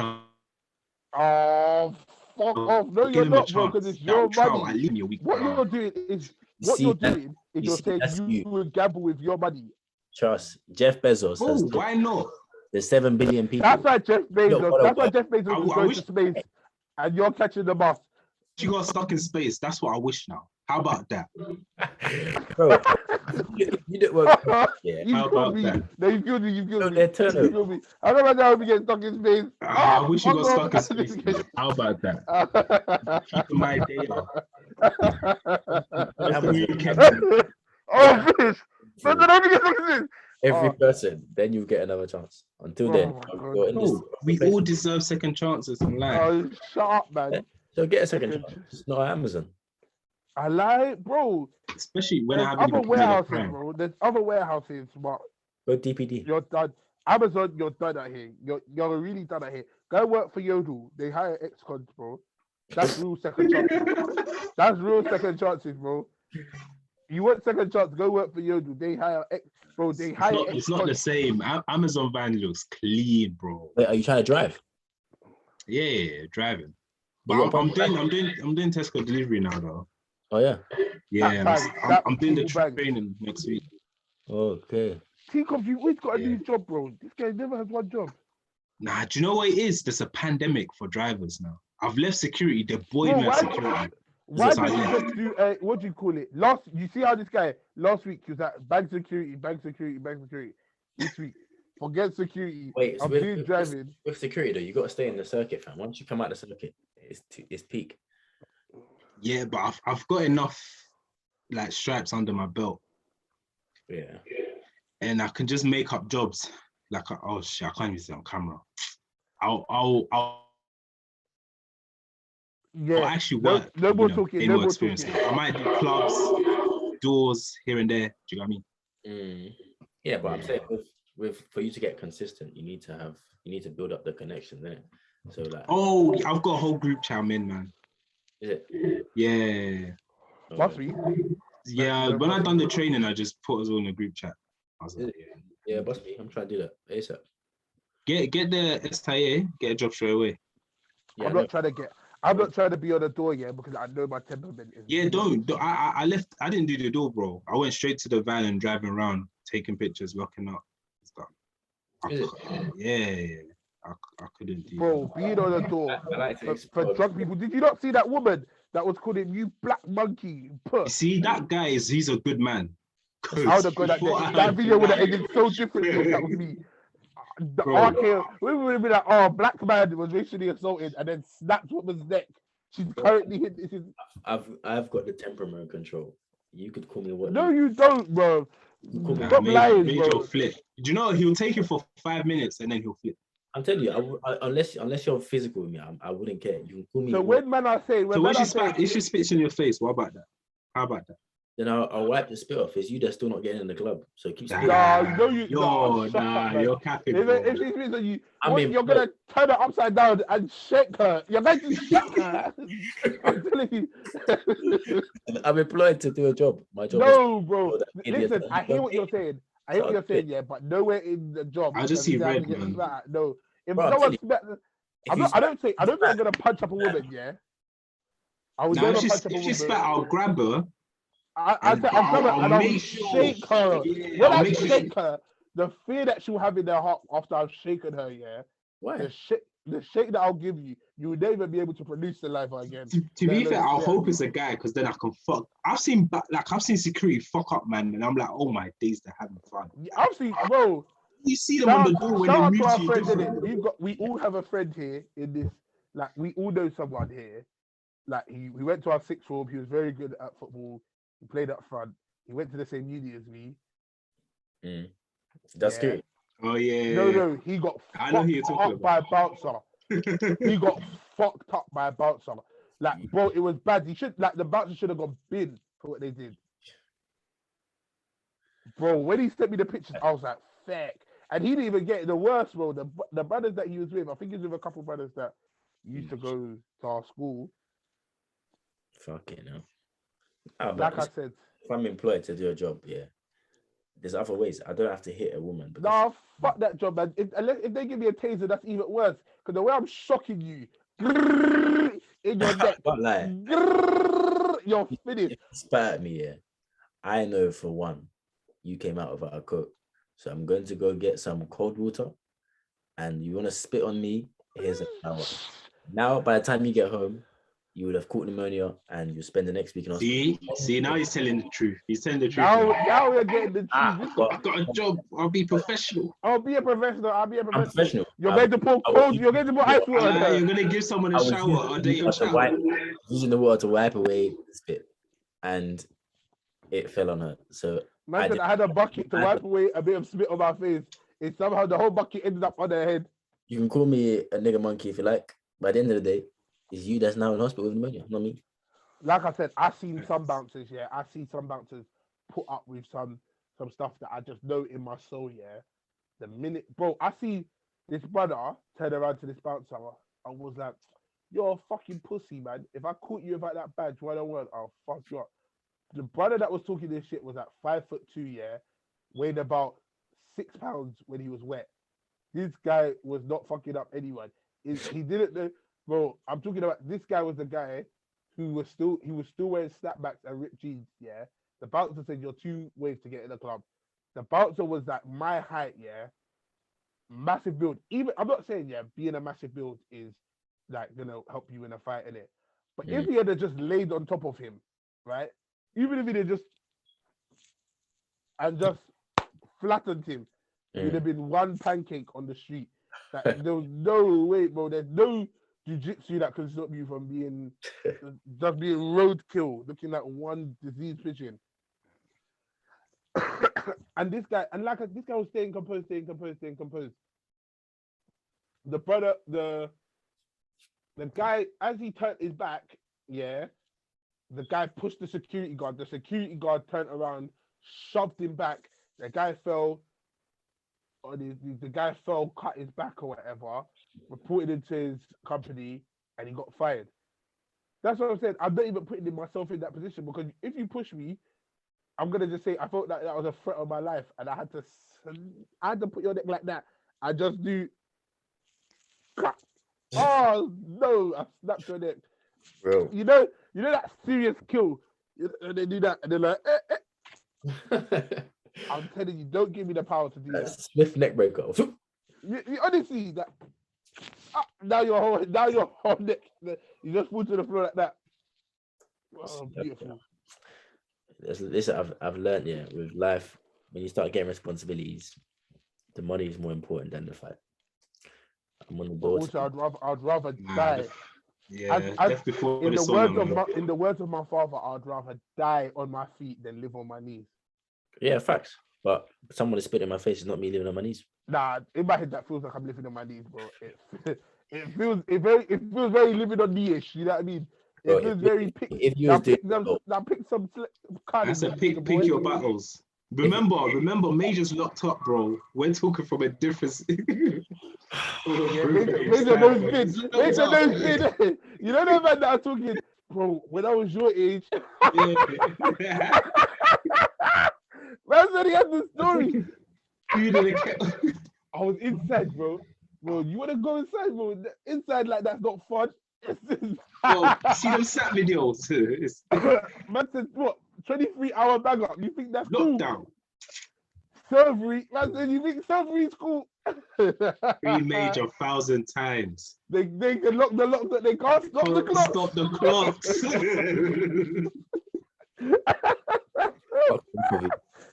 Oh, fuck's sake.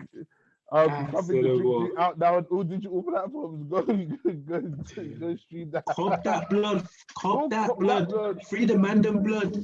Oh my god. Yeah, man. Anyone else got any other stuff that's happening to them? Tell Amazon, tell Jeff Bezos, I'm sorry. I'm sorry. Don't do it.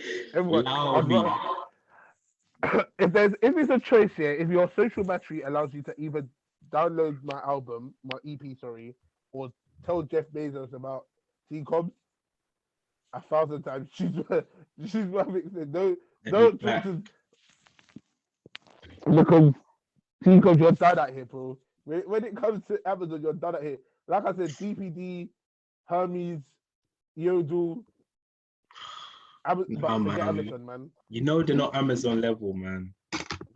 Bro, you burnt the bridge. You started too high. You should have fucked up at Yodel, and then I worked your way up, bro. I didn't think Amazon. This was 014, 15. I didn't know Amazon were gonna be like this. It definitely weren't 015. It was definitely. Nah, it was still, bro. I was part of 014, we were OVC. still in school. Nah, 015. Oh yeah, 015. We Oh, 14, 015. No, 15, yeah, 15, 15, yeah. we definitely went uni, 100%. Yeah. Otherwise, I'm bugging. 15, 16. Where'd you go, America? 015. Sorry? Oh, this guy. He's locked up, bro. He's trying to get his time in. Well, I heard your question when I go America. Was it 15, innit? 15. No, 16. Did you go? Oh wait, did you do a year here and then go America? Yeah, because you're a Middlesex. yeah. Man was at MDX getting banned by hashtag United. Me, banned by who? You got, was it hashtag that banned you? No, nobody banned me, bro. We played Rebel FC. That's it. Rebel FC banned you. Rebel F. Rebel FC banned who? You got banned by them, man. Go watch the tapes. Go watch the tapes. Bro. Man said this video evidence. You wanna know a funny story? Yeah. Before we I'll end it on a nice story for you, man. Them man wanted to play us in the friendly to see what levels they're actually at here. And my uni team wasn't the greatest. But what they did have was a wicked and bad centre midfielder. Me, whose set pieces were immense. And if you watch that game, large parts of the game they had possession, but every set piece I took gave them troubles.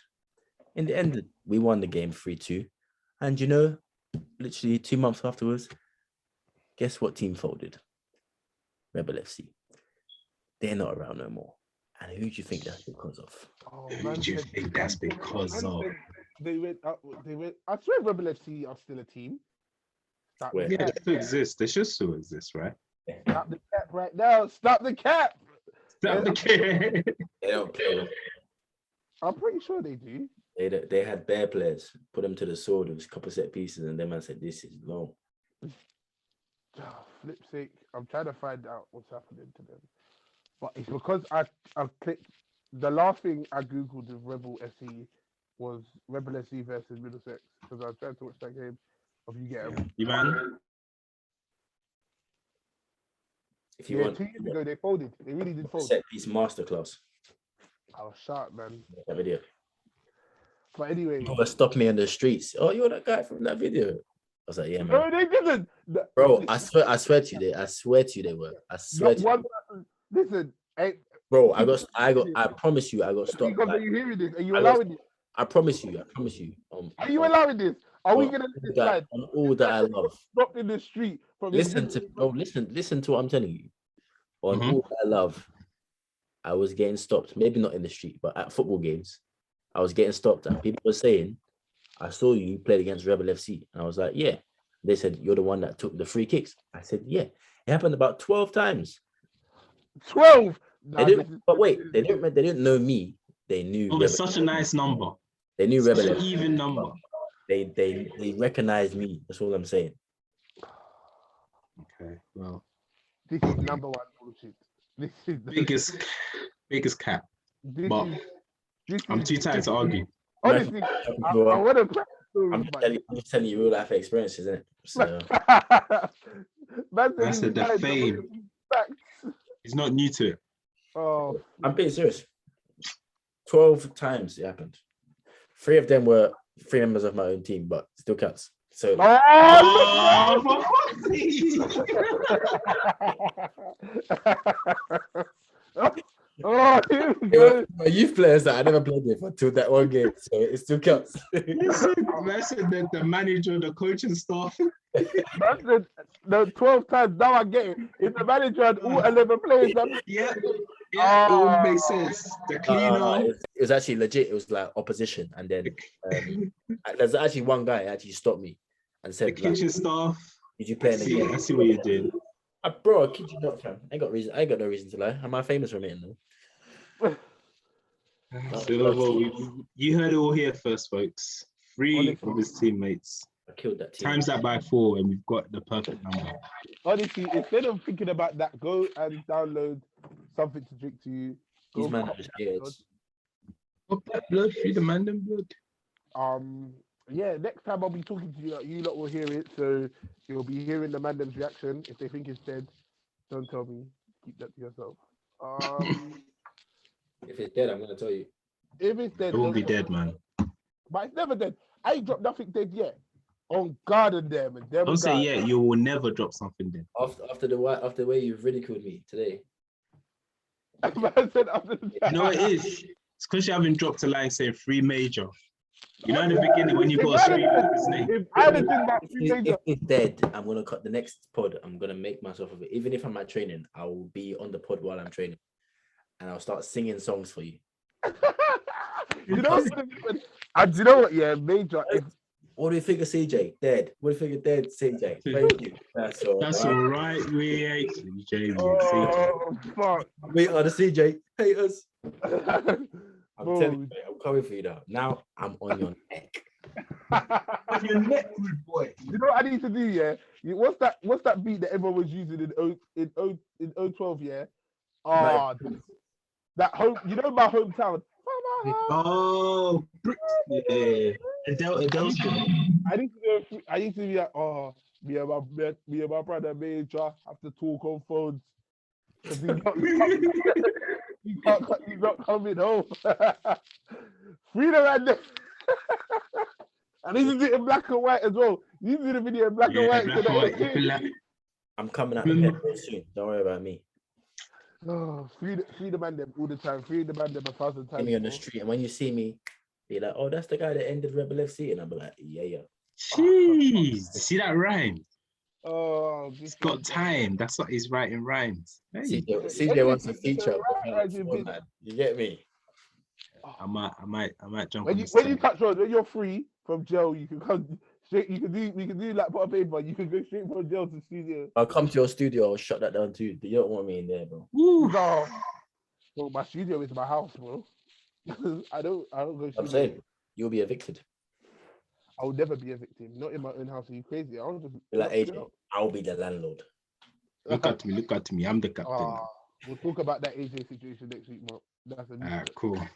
Let's go. Listen, freedom about them all the time. Keep on listening. Love you guys. Like, share, subscribe. all that good stuff, innit? All that stuff. Go and cop that. Go cop that blood. Freedom and them blood. Here's That's it. it. Wow.